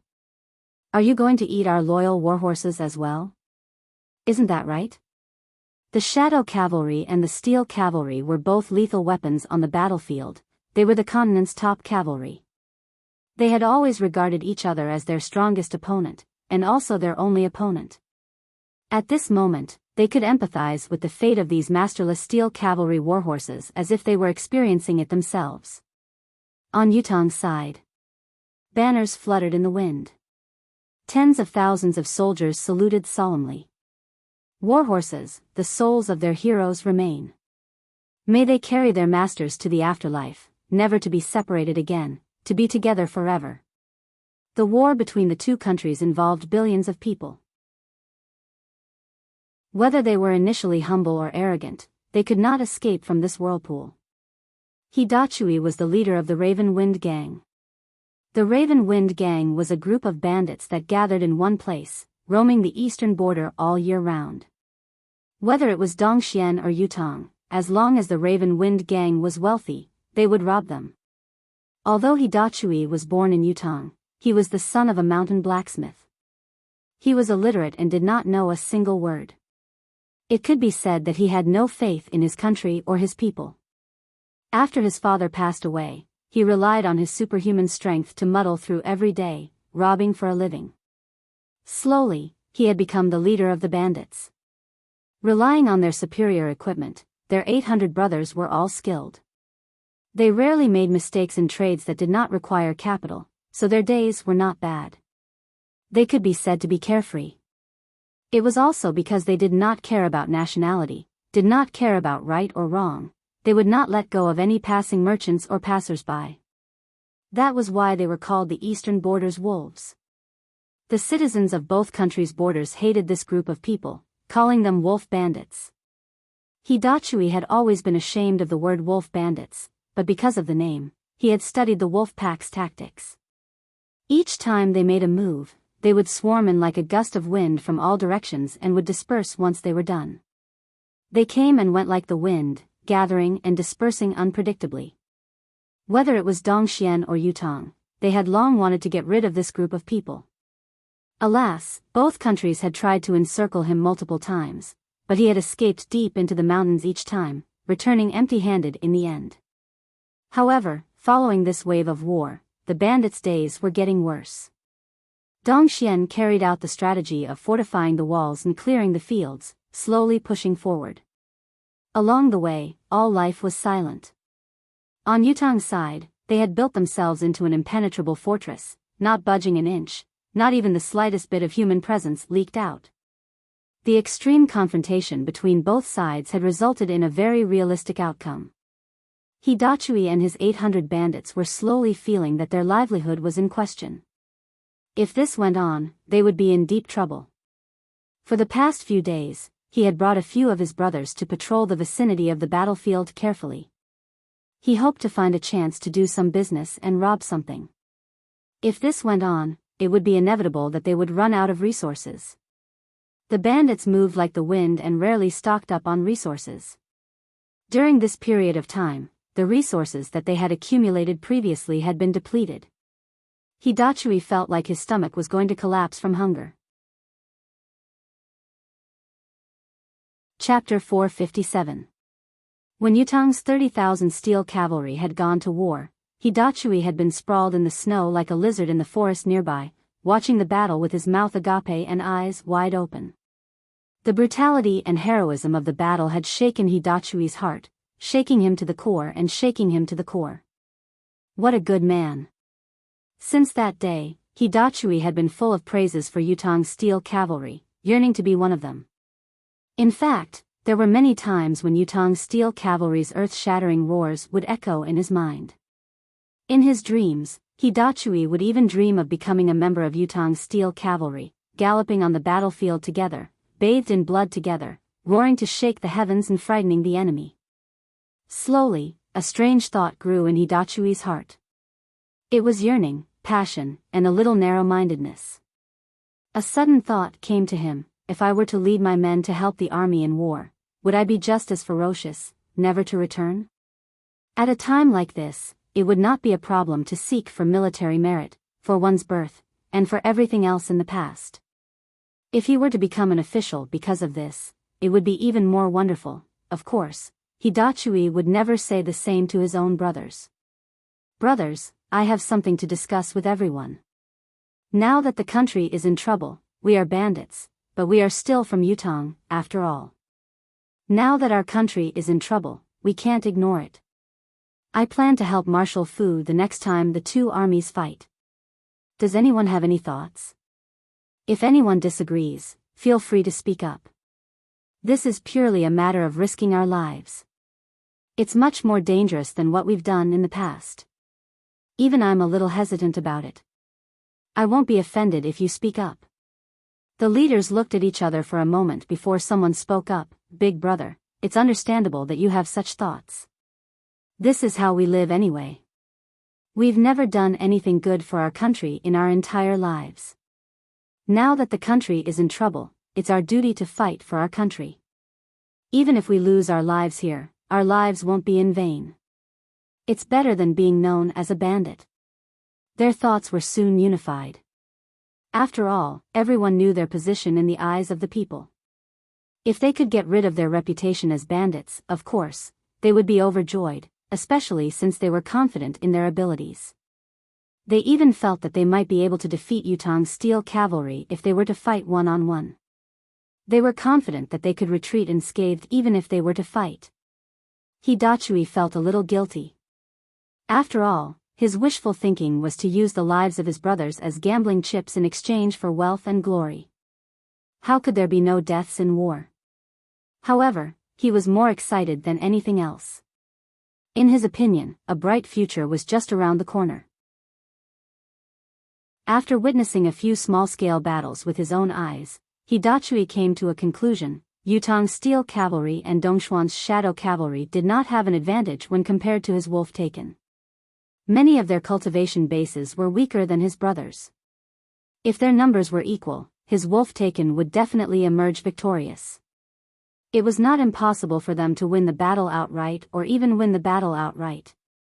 What kind of standard was that? What I need to do now is to wait for the right time. Once the battle begins, when both sides have similar numbers and are equally matched in combat power, the battle will definitely be in a stalemate. When that time comes, I'll join Yutong's side. It'll naturally be the last straw that breaks the camel's back. Not only can I help the army achieve victory easily, I can also use this to raise the wolf-taken's reputation. Who knows, I might even have a place in Yutong's military. If that's the case, then there's no need to take the risk. This is a great thing to do, a great thing to do. Hidachui made up his mind swiftly. For this reason, he even drank a few rounds of wine with his wolf-taken brothers, swiftly depleting the last of his reserves. Finally, the day came. The opportunity that Hidachui had been waiting for had arrived. In fact, such opportunities were available every single day. Dongxuan's shadow cavalry had viewed the shadow cavalry's charge as a great humiliation. Since then, they had been fighting in front of the Fortress of Resilience every day, galloping like the wind on their steeds. All sorts of provocative actions were obvious. Yutong, on the other hand, had achieved a great victory and their morale was at its peak. Despite Fu Baoguo's strict military orders, there were still times when they could not hold back. Fu Baoguo would send a troop of cavalry to deplete Dongxuan's shadow cavalry's combat power when they were showing off their strength. It would be a pleasant surprise if they could gain something from it. Therefore, after the battle that day, both sides would engage in a battle or two almost every day. The battlefield where both sides fought had already turned into crimson frozen blocks from the continuous battle, stained with fresh blood. On this day, the shadow cavalry's verbal abuse had crossed the steel cavalry's bottom line. Both troops of cavalry, each numbering over 10,000 men, had submitted letters of blood to request for battle. No matter how helpless Fu Baoguo was, he had finally lifted the ban and ordered Wang Dinghua to hold the line personally, fighting before the Fortress of Resilience. Against Dongxuan's shadow cavalry. 20,000 cavalrymen, the shadow cavalry and the steel cavalry, were the top cavalry troops in Tianxian continent, the only two elite cavalrymen in the world. All of them wore the same black helmets and armor as they fought, causing the ground to tremble. Fu Baoguo stood at the top of the fort, looking worried. To be fair, Fu Baoguo did not wish to fight this battle. Although Yutong's steel cavalry was not Fu Baoguo's trump card, it was one of his trump cards. In order to boost morale, he had only used this trump card after multiple arrangements. The outcome was just as Fu Baoguo had expected: they had achieved a complete victory. Not only had they destroyed the enemy's morale, they had also boosted their own side's morale to its peak. There were many benefits to a boost in morale, but there was no such thing as a boon without any drawbacks in this world. A boost in morale had its drawbacks as well. The drawback was that a bunch of proud soldiers and valiant generals were not easy to restrain. Now that they had won a great victory, they felt that they were the best in the world. Faced with the enemy's challenge and the loser's provocation, it was like a spark thrown into oil. It would explode at the slightest touch. There was no way to hold it back. If he were to forcefully suppress it, it would undoubtedly dispel his soldiers' enthusiasm. It would be even more inappropriate. Therefore, Fu Baoguo had lifted the ban despite knowing that this battle was not beneficial to the overall war, allowing the steel cavalry to fight the shadow cavalry. He only hoped that his side would have the morale of a great victory and would not suffer too much. Watching as both sides engaged in battle, Fu Baoguo recalled the mantra of every new and veteran soldier in the Fortress of Resilience. 30,000 soldiers can beat 300,000 soldiers without a temper. They're nothing. What are you shouting about? Do you really think we're afraid of them? Yutong's soldiers were unprecedentedly confident, not understanding their marshal's difficulties and schemes. If it had been in the past, Fu Baoguo would have had plenty of ways to suppress such emotions. Now, however, the war that concerned the fate of Yutong's nation was imminent. Fu Baoguo could only temporarily suppress such confidence of victory. How could he possibly suppress it? Such a situation had also led to one thing: they had to fight when the enemy came at them during this period of time. Otherwise, they would not be able to maintain and vent such high morale. They would deplete the overly high morale through battle, then use the sacrifice of their own soldiers to ignite their common hatred of the enemy. Such a battle was destined to be unavoidable. It was impossible to return to their previous defensive state. It was even more inadvisable. Watching the 20,000 cavalrymen fight with no regard for their own safety, Fu Baoguo's face was brimming with confidence, but his heart was filled with helplessness and bitterness. The 20,000 cavalrymen battle between Yutong's steel cavalry and Dongxuan's shadow cavalry was fought with the best of the best. They were all fighting with no regard for their own safety, fighting with no regard for their own safety in order to reclaim the title of the world's top cavalry. As far as the eye could see, everything within a 500-mile radius was the battlefield of this battle. Galloping hooves could be seen everywhere, the glint of swords and sabers could be seen everywhere. The steel cavalry's morale was obviously higher, but the shadow cavalry had also launched an extreme tactic of fighting with their lives on the line. On the battlefield, the clash of the two torrents did not slow down. Instead, it was picking up speed. It was as if heavenly lightning had ignited the fires of the earth as they collided with a loud bang. Both sides maintained their forward stance and did not retreat even half a step, not even the slightest bit. They allowed the flesh and blood on the ground to pile up layer after layer. In their eyes, there was only each other. As they broke through each other's formations, they whipped their horses around and launched another attack. Such an extreme battle was the dumbest tactic, but it was also the most passionate.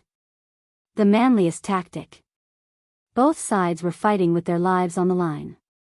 The top of Yutong's fortress of resilience was cheering while Dongxuan's army was cheering as well. More than 1 million people were cheering at the same time, causing the battlefield to be a chaotic mess.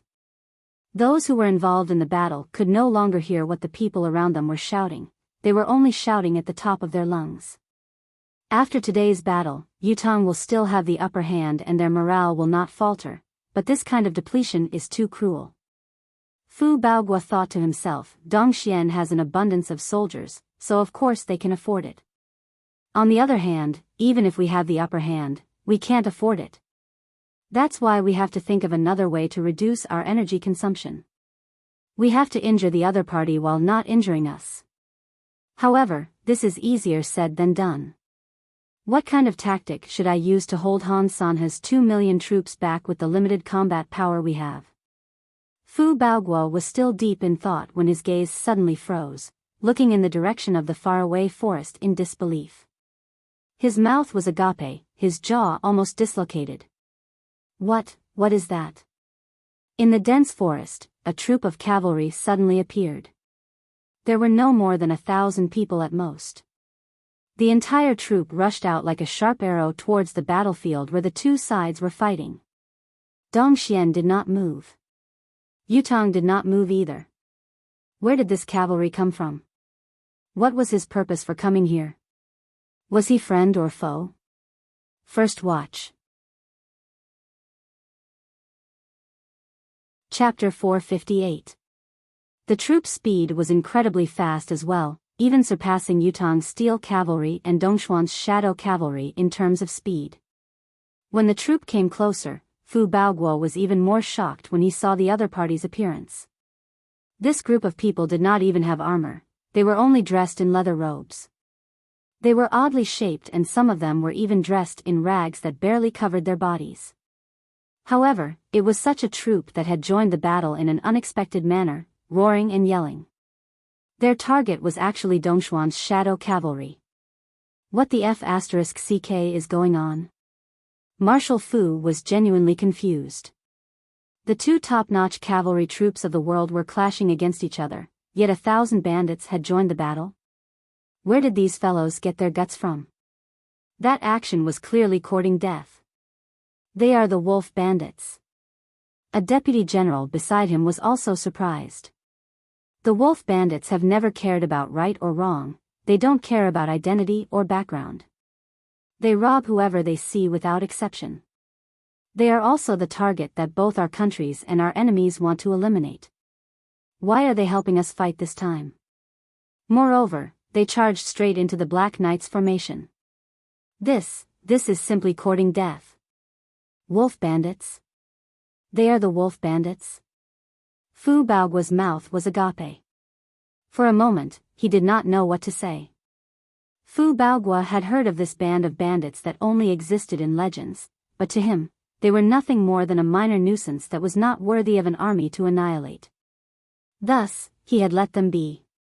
There were only a few of them, so even if they committed a crime, they would not be able to cause too much of a commotion. When the battle ended, they could simply send an army to annihilate them. However, their actions now, even if they were to help Yutong's steel cavalry, was it not a little too strange? What was going on? Who could help me sort this out? Even if they are from Yutong and have the intention to serve the country, this is too impulsive, too thoughtless, too foolish. Fu Baoguo murmured, is the leader of the wolf bandits only a brute? Fu Baoguo's guess was right, Hidachui was indeed a brute. He was illiterate and the thing he did the most in his life was to be brave and ruthless. In the past, he would listen to the wolf bandits' military advisor. However, this time, he believed in what he saw with his own eyes. He believed that his side's combat power was enough to lock down the battle.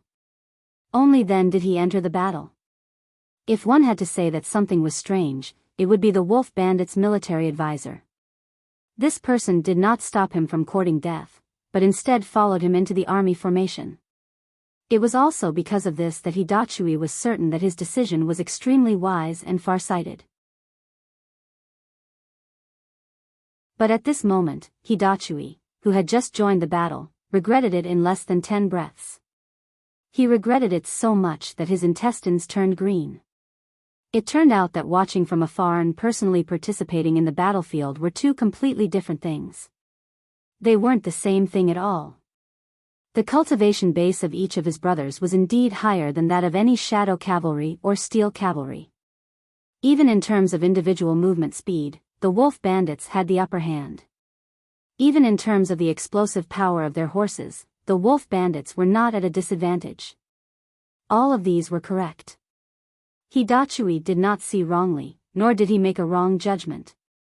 The only mistake in his judgment was that after they entered the battle formation, they suddenly realized that what they thought was just what they thought, it was all insignificant. Their higher cultivation base was, at most, just a fart.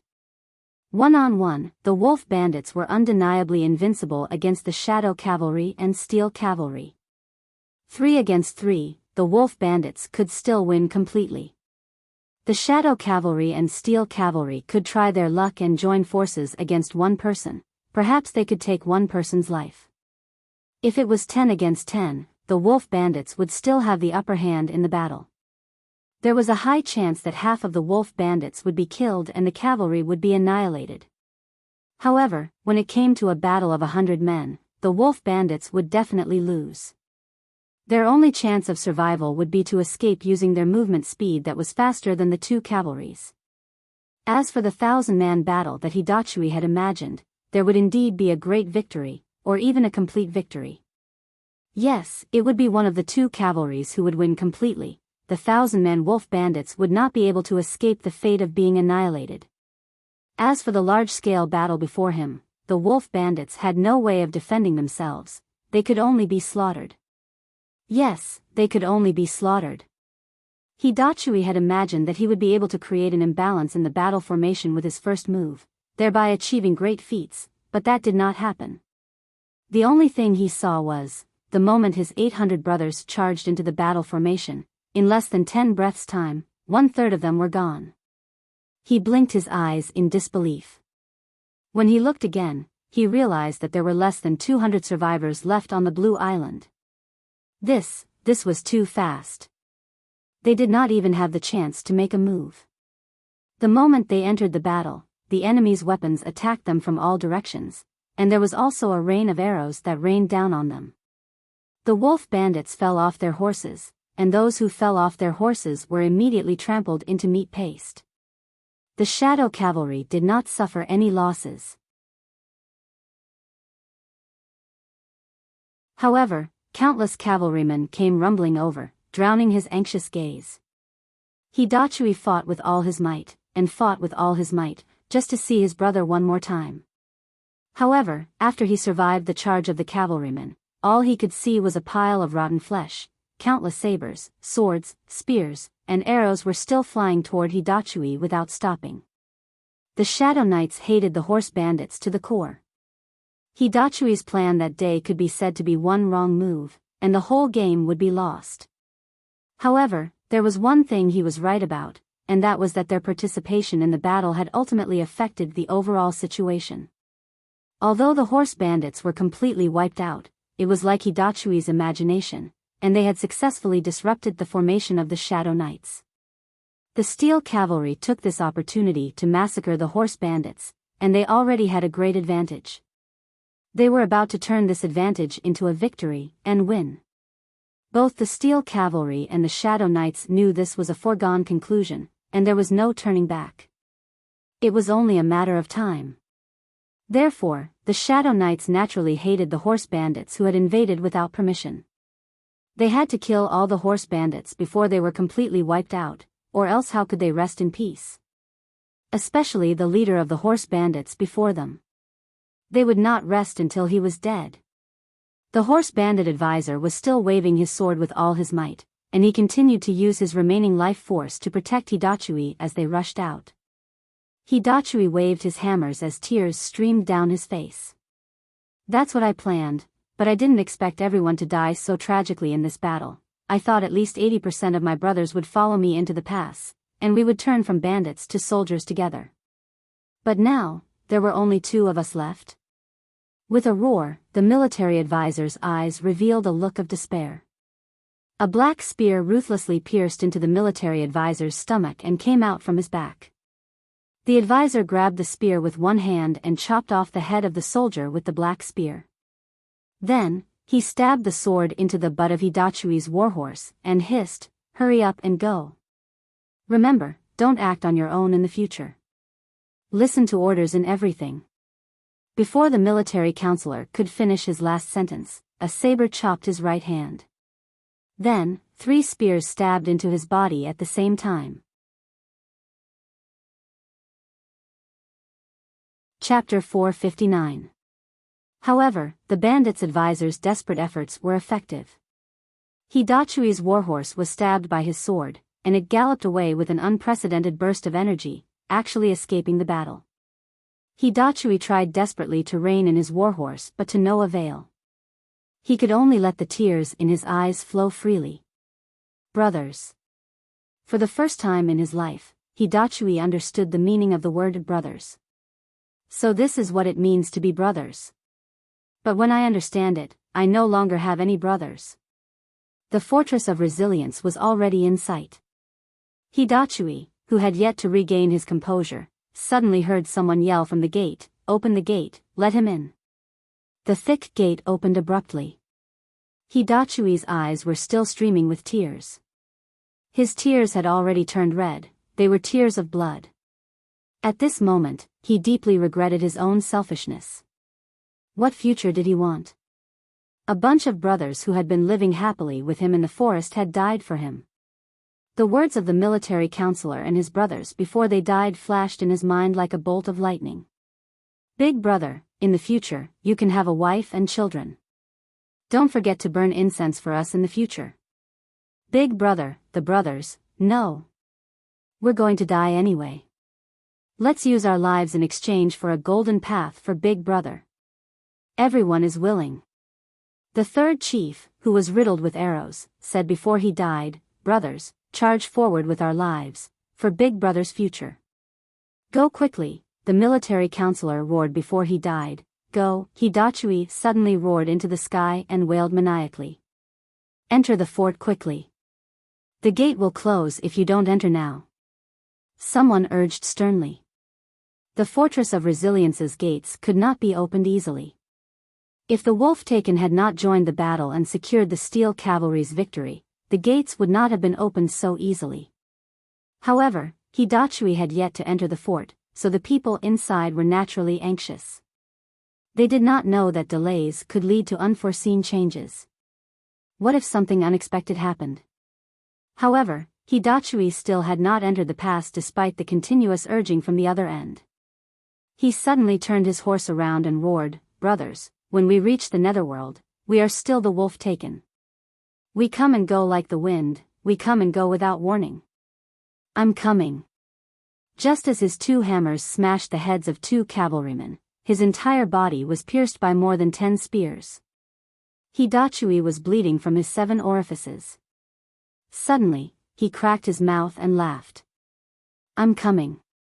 I've never been so happy in my life." Hidachui was dead. All his life, he yearned to live in the light of day. All his life, he hoped to get rid of the Wolf-Taken name and become a normal person. He wanted to become a person of status and bring honor to his ancestors. Yet, when he saw hope, when hope was right in front of him and within reach, when the guards approved of him and allowed him to enter, he gave up. He gave up without hesitation. Once they entered the pass, they would no longer be Wolf-Taken. From now on, he was a military officer. As long as he didn't die, his future would be bright. But after all, he did not enter. No one knew what he was thinking. Moreover, no one knew what he meant when he said, "I've never been so happy in my life." Perhaps he finally understood what it meant to be a brother.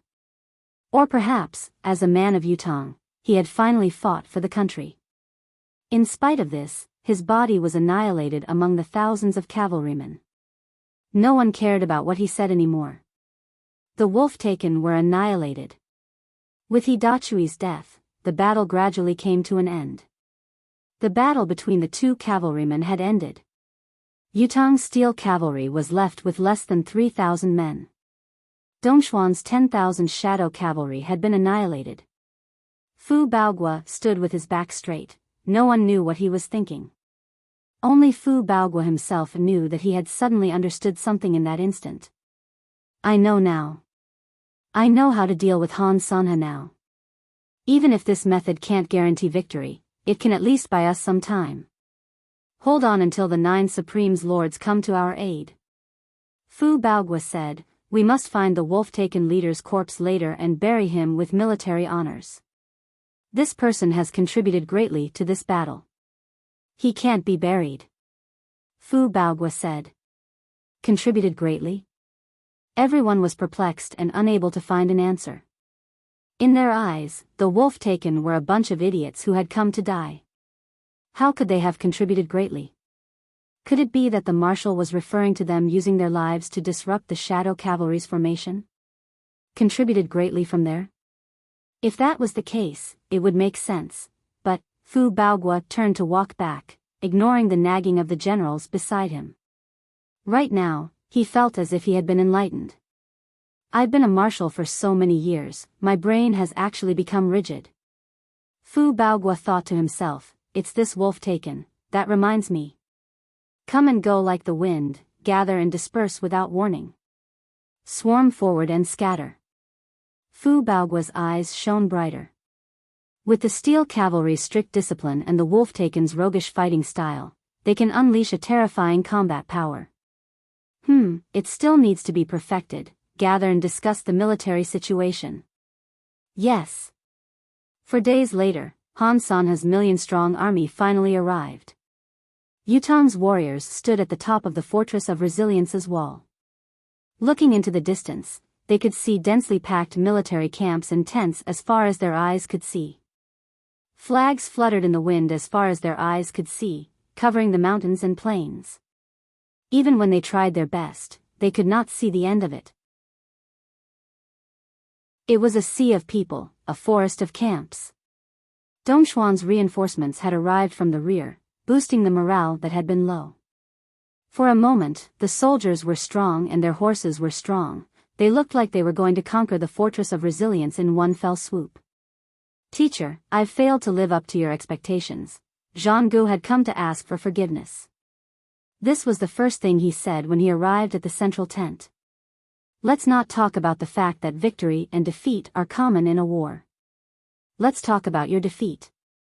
Whether you lose to Tai Zheng or to Fu Baogua, it's not embarrassing. To you, it's a valuable experience and a good thing. I've never expected you to defeat those famous generals in one battle. If you really win, it's delightful, but it might not be a good thing for your future. Han Sanhe was unusually calm, as if he had already expected such an outcome. His words of comfort were sincere. The reason why Han Sanhe had come so slowly was to prepare for the sudden arrival of the 9 Supremes. This was his top priority. He dared not delay or be negligent. On the other hand, it was as he had said, he wanted Zhang Gu to take charge of the situation and gain experience. He had never hoped that Zhang Gu could defeat Fu Baogua and occupy the Fortress of Resilience before his army arrived. How could the title of Yutang's strongest youth be obtained so easily? His words were hurtful, but they were the truth in Han Sanhe's heart. Facing his beloved disciple, the person who would inherit everything from him in the future, he spoke his mind freely and went straight to the heart of the matter. Zhang Gu, you have to know that Yutang's military leaders, Qiu, Leng, and Fang, are old now. The 2 main marshals of the army now are Tai Zheng and Fu Baogua. Facing Fu Baogua alone in such a battle is a rare experience for you. Han Sanhe said in a low voice, Tai Zheng still has a weakness. Sometimes, he relies on his martial prowess and sometimes, he's reckless and reckless. However, Fu Baogua can be considered an all-rounder. He's experienced and prudent, rarely taking risks for luck. However, rarely taking risks doesn't mean that he can't. As long as the chance of victory is high enough, he won't hesitate when it's time to strike. The 30,000 steel cavalry's ambush is proof of this. This person is a difficult opponent. Han Sanhe smiled faintly and said, however, all the famous generals in this world have their weaknesses. Fu Baogua is no exception. Perhaps I should say that his strength is also his weakness. He's too stable. Sometimes, being too stable can become a weakness that can be exploited. Zhang Gu bowed to listen to his teacher's teachings. At this moment, he suddenly had the urge to ask, since all the generals in this world have their weaknesses, what is teacher's weakness? Indeed, what was the weakness of Han Sanhe, the publicly acknowledged unrivaled general of this world? No one seemed to know yet. Perhaps it would be revealed in this battle? In the days that followed, both sides engaged in an even more intense battle than before. Han Sanhe personally deployed his troops to attack the Fortress of Resilience. There were many battles in a row, the battles exceptionally brutal. Both the offensive and defensive sides were clear. Yutang defended while Dongxian attacked. Yutang's army, who relied on the fort, naturally had the upper hand. The casualty ratio between both sides was maintained at 4-1. This meant that Yutang had the advantage of the terrain. One person could take 4 lives from the opponent. In spite of this, Han Sanhe did not mind. It was within his expectations. The Fortress of Resilience was the world's strongest fortress. It was easy to defend and difficult to attack. Furthermore, with Fu Baogua's steady management, the current situation was not unexpected. Furthermore, their military strength far surpassed Yutang's by a few times. Even if they were to expend their forces like this, they could still afford it. If they continued to attack like this, the enemy's morale would drop to rock bottom in at most 10 days. In 15 to 20 days, the Fortress of Resilience would fall. This was Han Sanhe's confidence. He was certain that his judgment would not be wrong. Han Sanhe had not planned to employ any other strategies or tactics right from the start. He would launch a direct attack and win with brute force. This was the most direct method that would result in the highest casualties, but it was also the most effective and targeted. It was especially effective against someone as stable as Fu Baogua. However, just like what Han Sanhe had said himself, all the famous generals in this world had their weaknesses. Han Sanhe was no exception. His weakness was perhaps his overconfidence. He had never expected that a person who had long hardened his character would undergo such a shocking transformation. As the saying went, a scholar who had been away for 3 days would be looked at in a different light. This time, the person Han Sanha had misjudged was Fu Baogua. He was shocked to realize that he did not seem to know Fu Baogua anymore. Chapter 460. To be more precise, Fu Baogua had changed. He was no longer the Fu Baogua of the past. Within Han Sanha's expectations, the only thing Fu Baogua should do when faced with Han Sanha's million-strong army was to defend with all his might and not lose. There was nothing else other than that. However, Fu Baogua's countermeasure was far more than that. The fortress of resilience had to be defended, impenetrable and as stable as a mountain. At the same time, however, Fu Baogua had also launched an action that was completely different from his usual marching style, a frenzied attack. Even Han Sanha found this method of attack troublesome. Fu Baogua's strategy was to deploy 100,000 steel cavalry. Indeed, 100,000 steel cavalry had been mobilized to shake Dongxian. Of course, these 100,000 steel cavalry were not going to attack Dongxuan's camp by force like the 30,000 steel cavalry had done previously. If they had done so, Han Sanha would have guffawed because it would not be a wise plan but a suicidal move. The 100,000 steel cavalry had been divided into 20 teams by Fu Baogua and dispersed into the vast forest. Once the armies engaged in battle or when Dongxuan's troops began to attack the city, they would be ambushed like a pack of wolves. These small groups of steel cavalry had truly accomplished these 16 words. They came and went like the wind, gathering and dispersing unpredictably. They swarmed forward and dispersed. This was the most orthodox way of fighting for the horse bandits. Now, after Fu Baogua had modified this tactic that had never been taken seriously by real cavalry, he had used the world's most elite steel cavalry to execute it. Whether it was day or night, as long as they saw an opportunity, they would appear and take a bite. They were well equipped and swift. After a single strike, whether it was a hit or not, they would flee far away, never lingering on the fight. It would be best if Dongxuan's troops, who had suffered the attack, chose to play it safe and not give chase. However, if they were bent on revenge and gave chase forcefully, not to mention whether they could catch up, who knew when another fresh troop would appear from another direction and leave immediately after the attack? If there were too many pursuers, they would inevitably be clumsy and unable to catch up. If there were too few of them, they might even be annihilated by the enemy. It would be wrong to pursue, but it was also wrong to not pursue. The steel cavalry, who had brought along sufficient rations, clean water, and arrows, galloped on the battlefield in a pervasive manner. They were indescribably arrogant. In just a few short days, Dongxuan's supply line had been attacked 5 times. Every time, they would be attacked by a rain of rockets. Although the rations were not really intercepted, there were still some losses. The military camps at the borders of Dongxian would often catch on fire at night. Even if it did not turn into a huge fire, at the very least, the camp that was caught in the fire would not be able to avoid a night of no rest. Think about it, Dongxuan's troop had been fighting for a whole day. The men and horses were fatigued, and they had not slept for the whole night. How could they stand it? Even if the above did not harm his core, it was still a headache for Han Sanha. It was not that Han Sanha did not set up traps and ambushes to lure the steel cavalry into them, but for some reason, the soldiers did not fall for it at all, refusing to fall into the trap no matter what. It was as if they knew that the enemy camp that looked safe and could be taken down with a single strike was actually filled with endless ambushes and fatal traps. Faced with such a situation, even a veteran general like Han Sanha could not help feeling that Fu Baogua must be King crazy. How could he be so ferocious? Was this still Fu Baogua? Which god had awakened such a chakra for Fu Baogua? Han Sanha's head was at least 2 times bigger than usual. 5,000 men a troop. Return to the city to resupply every 3 days. All movements are autonomous. There is only one goal, to weaken Dongxuan's combat power. Requirement: when moving at night, the hooves of the horses must be wrapped in cotton wool to ensure that their movements are minimal. They are not allowed to advance recklessly.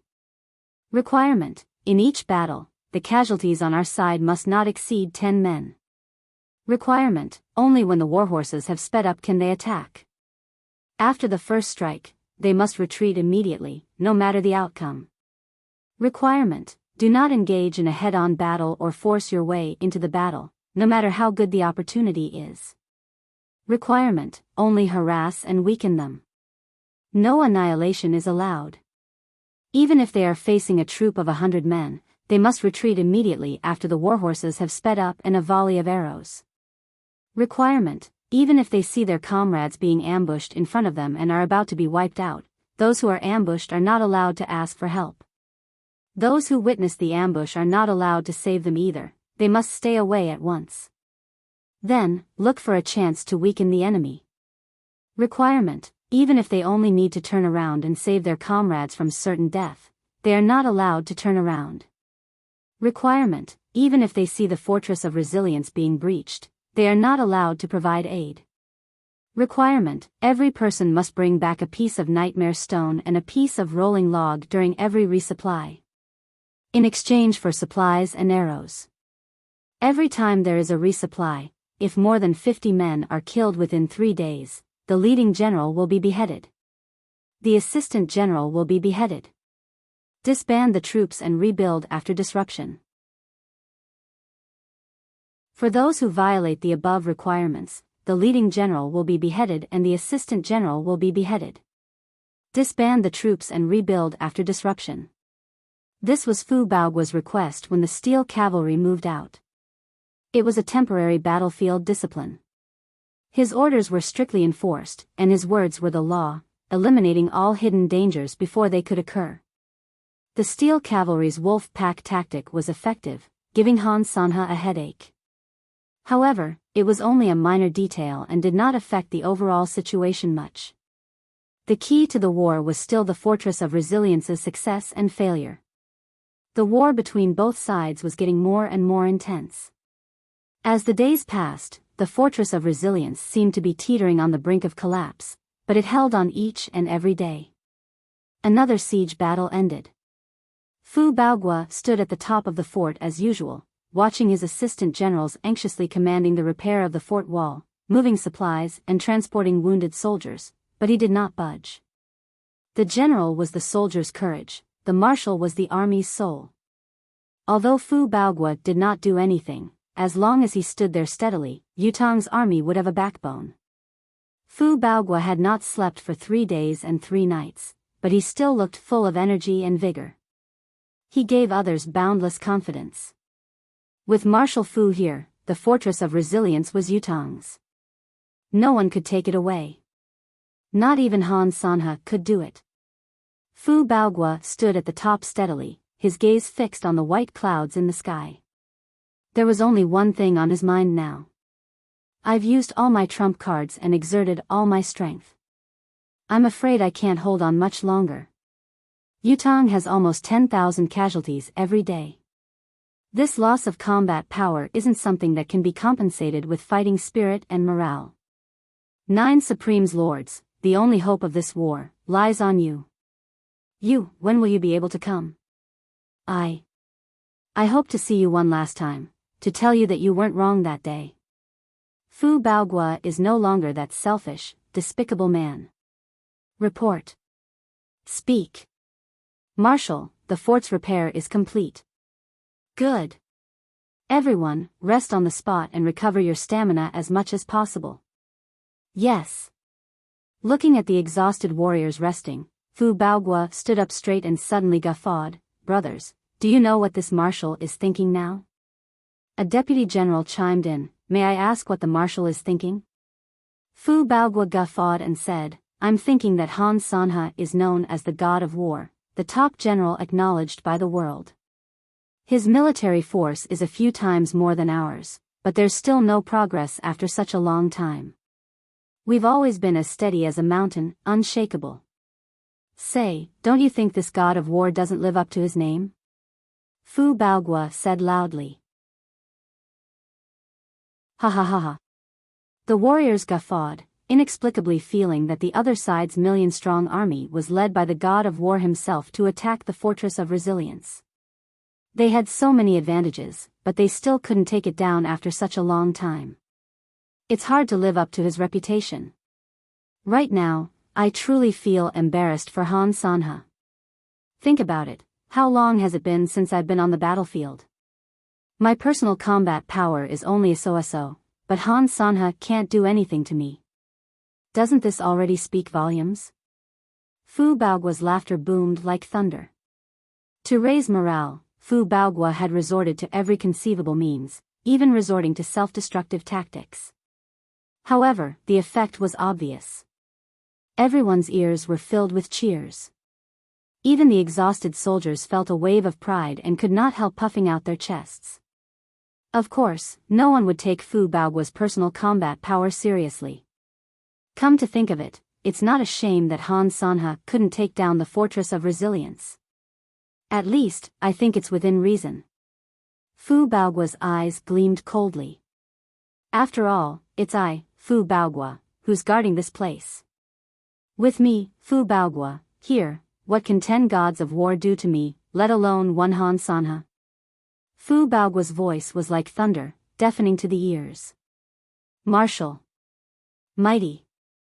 Countless Yutong warriors roared, their blood boiling. No one thought that Fu Baogua's words were incoherent or contradictory. After all, everyone knew, especially the veterans, that perhaps Marshal Fu was the top man in Yutong's military today. He might not just be the best of the younger generation. Fu Baogua guffawed at the sky, looking proud and confident that the world was within his grasp.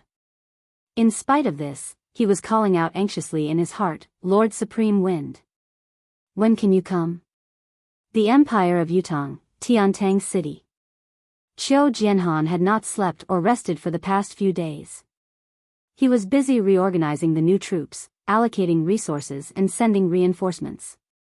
All sorts of matters, big or small, had to go through his hands before he could be at ease. He dared to not slack or be negligent.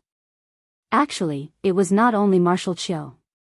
The entire imperial court of Yutong's imperial court was swamped with work. Even when His Majesty and old Marshal Qiu were free, they could only frown, unable to express their emotions.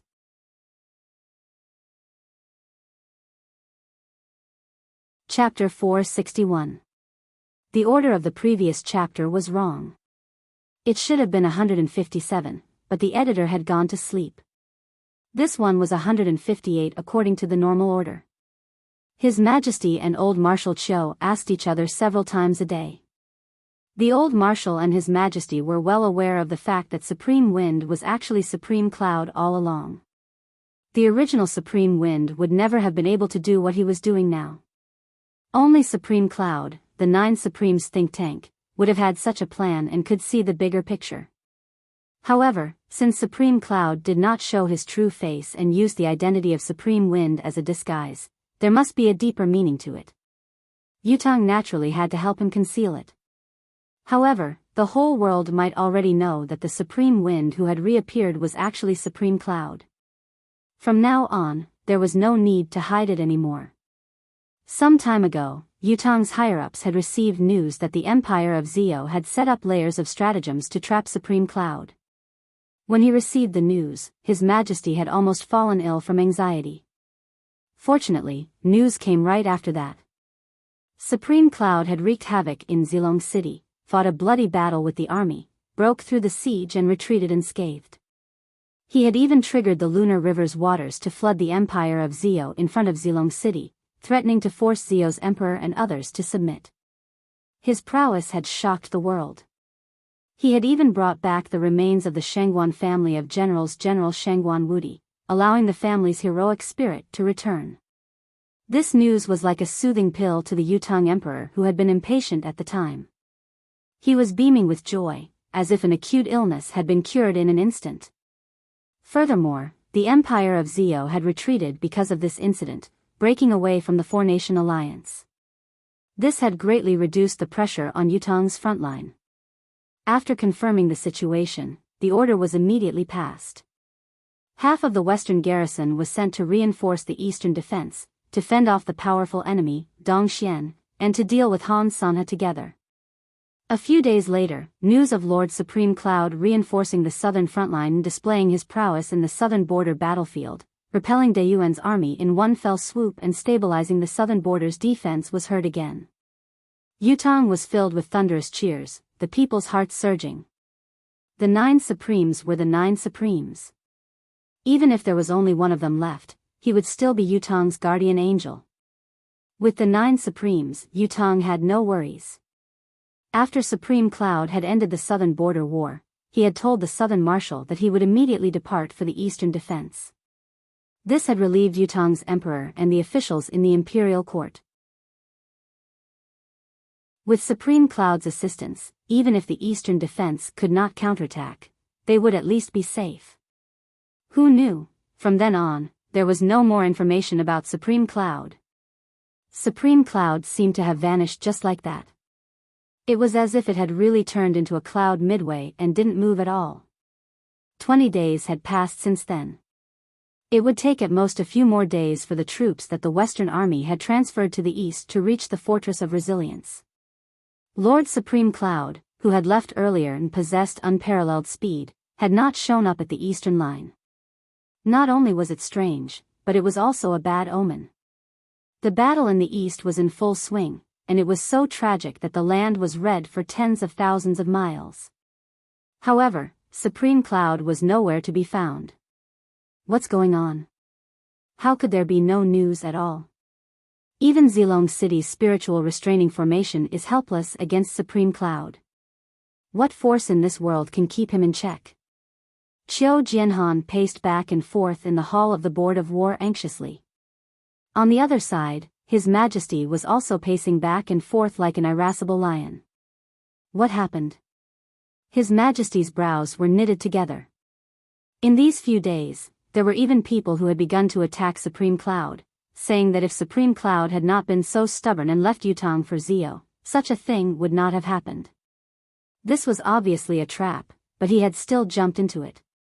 He was obviously ignoring the nation's crisis. He was inhumane. Not only old Marshal Qiu, even His Majesty was infuriated by such remarks. Must one remain indifferent for the sake of the nation when their relatives and friends are kidnapped? Could it be that they have a heart of stone? What's more, it was still the period of the letter of credence. All the countries agreed that there would be no war before the new year. Such a letter of credence was announced to the entire Tianxian continent. Who would have thought that the 4 countries would tear it apart at the same time? What's more, it's the middle of winter when the snow has sealed off the mountains and roads. It's always been the time for the militarists to recuperate.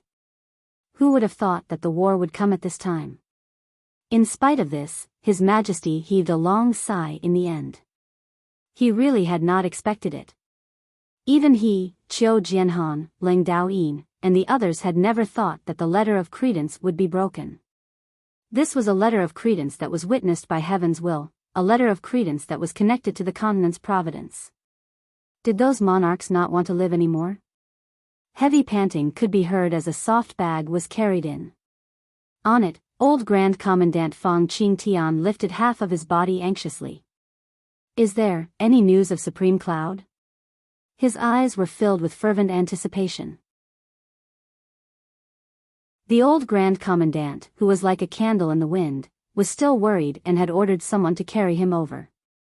Qiu Jianhan shook his head silently. Disappointment and dejection flashed across the old Grand Commandant's eyes. He murmured, although no news is good news, I still want to know Supreme Cloud's whereabouts now. As long as this old man knows, news of Lord Supreme Cloud. Even if it's not news of him rushing to the battlefield, this old man can die in peace even if I close my eyes now. His Majesty the Emperor's gaze was cold. Old Qiu, Supreme Cloud went missing on his way from the southern border to Dongxian this time. It's a mountain range that stretches for tens of thousands of miles. To be able to trap Supreme Cloud there, a murderous glint flashed across Qiu Jianhan's eyes. It can only be the Four Seasons Tower. It must be them. Only the Four Seasons Tower could send such an earth-shattering expert to trap Supreme Cloud now. Now we can be sure that something must have happened to Supreme Cloud. He must be fighting the Four Seasons Tower's experts now. It's just that we don't know if Supreme Cloud is only trapped or if his life is at risk. Qiu Jinhan's eyes were filled with worry. He did not want to say the last part. But where were you, Supreme Cloud? Critical military news. Leng Daoyin charged in. Dongxian has sent another 800,000 soldiers. They've been deployed in batches. The first batch of 300,000 is already on its way, the second batch has been assembled, and the third batch is being assembled. Has Han Sanha gone mad? This is already the scale of a nation's destruction. If Dongxian doesn't fall in this war, it'll be the end of Yutong's reign. His Majesty and old Marshal Qiu's expressions changed at once.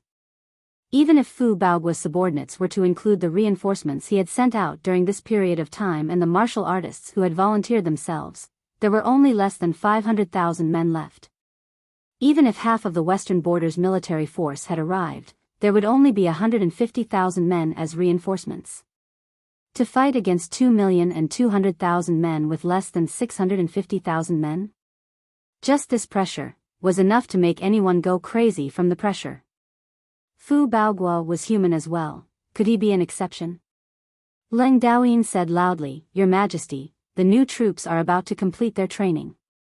This old official requests for permission to head to the eastern defense and assist Fu Baogua in defending the Fortress of Resilience. His Majesty the Emperor mused.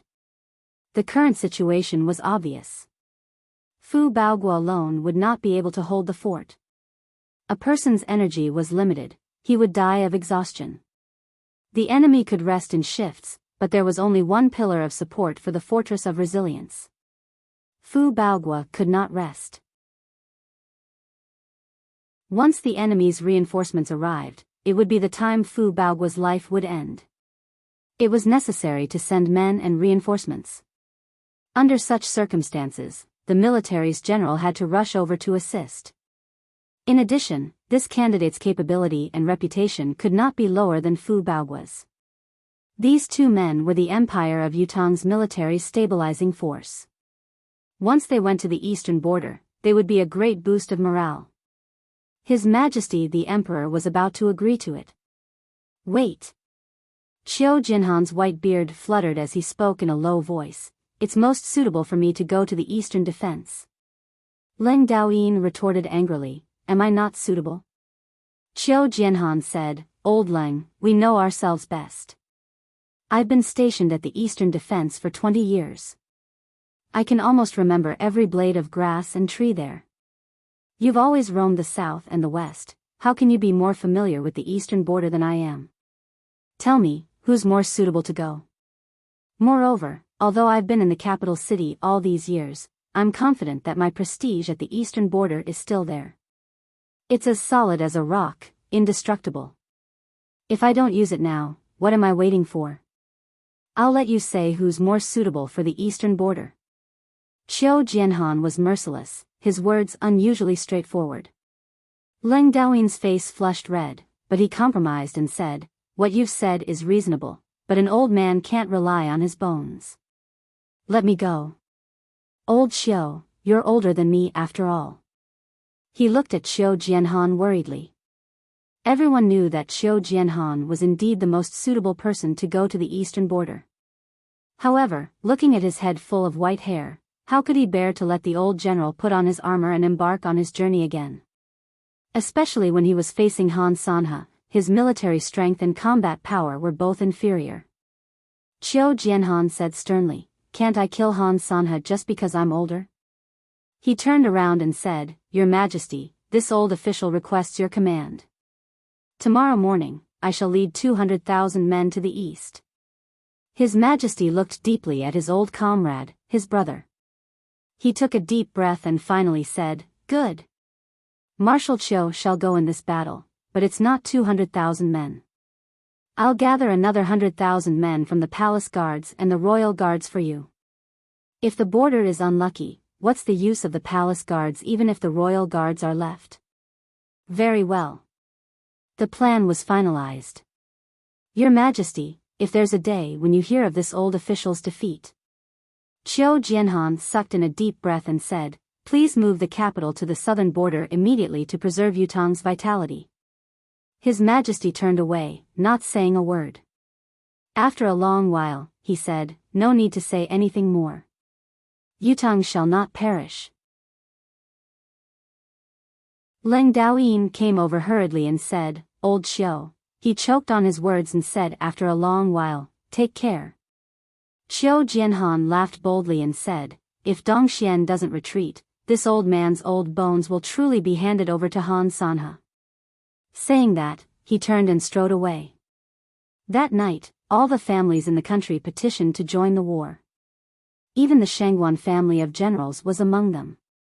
The Leng family and the Qiu family came out in full force. Even the women with cultivation base mounted their horses, ready to depart. Shangguan Lingxiu had just returned and had requested to join the war immediately after asking for it, even gathering all of the Shangguan family's military force. 20,000 warriors who had been through hundreds of battles were ready to fight. In spite of this, the hearts of everyone in the empire of Yutong were heavy. The danger of this war had never been seen before. The eastern border was in a state of emergency. Dongxian had mustered the military force of a nation, gathering 2 million soldiers, a scale that could destroy a country. They even had a god of war, the world's top general, as their marshal. The entire Yutong was immersed in the atmosphere of an impending storm. Everyone was calling out anxiously in their hearts. Supreme Cloud. Where are you? I'm begging for monthly votes. You're tuning into the Romantic Tales YouTube channel. Don't forget to subscribe and join us on this journey to catch the most captivating stories.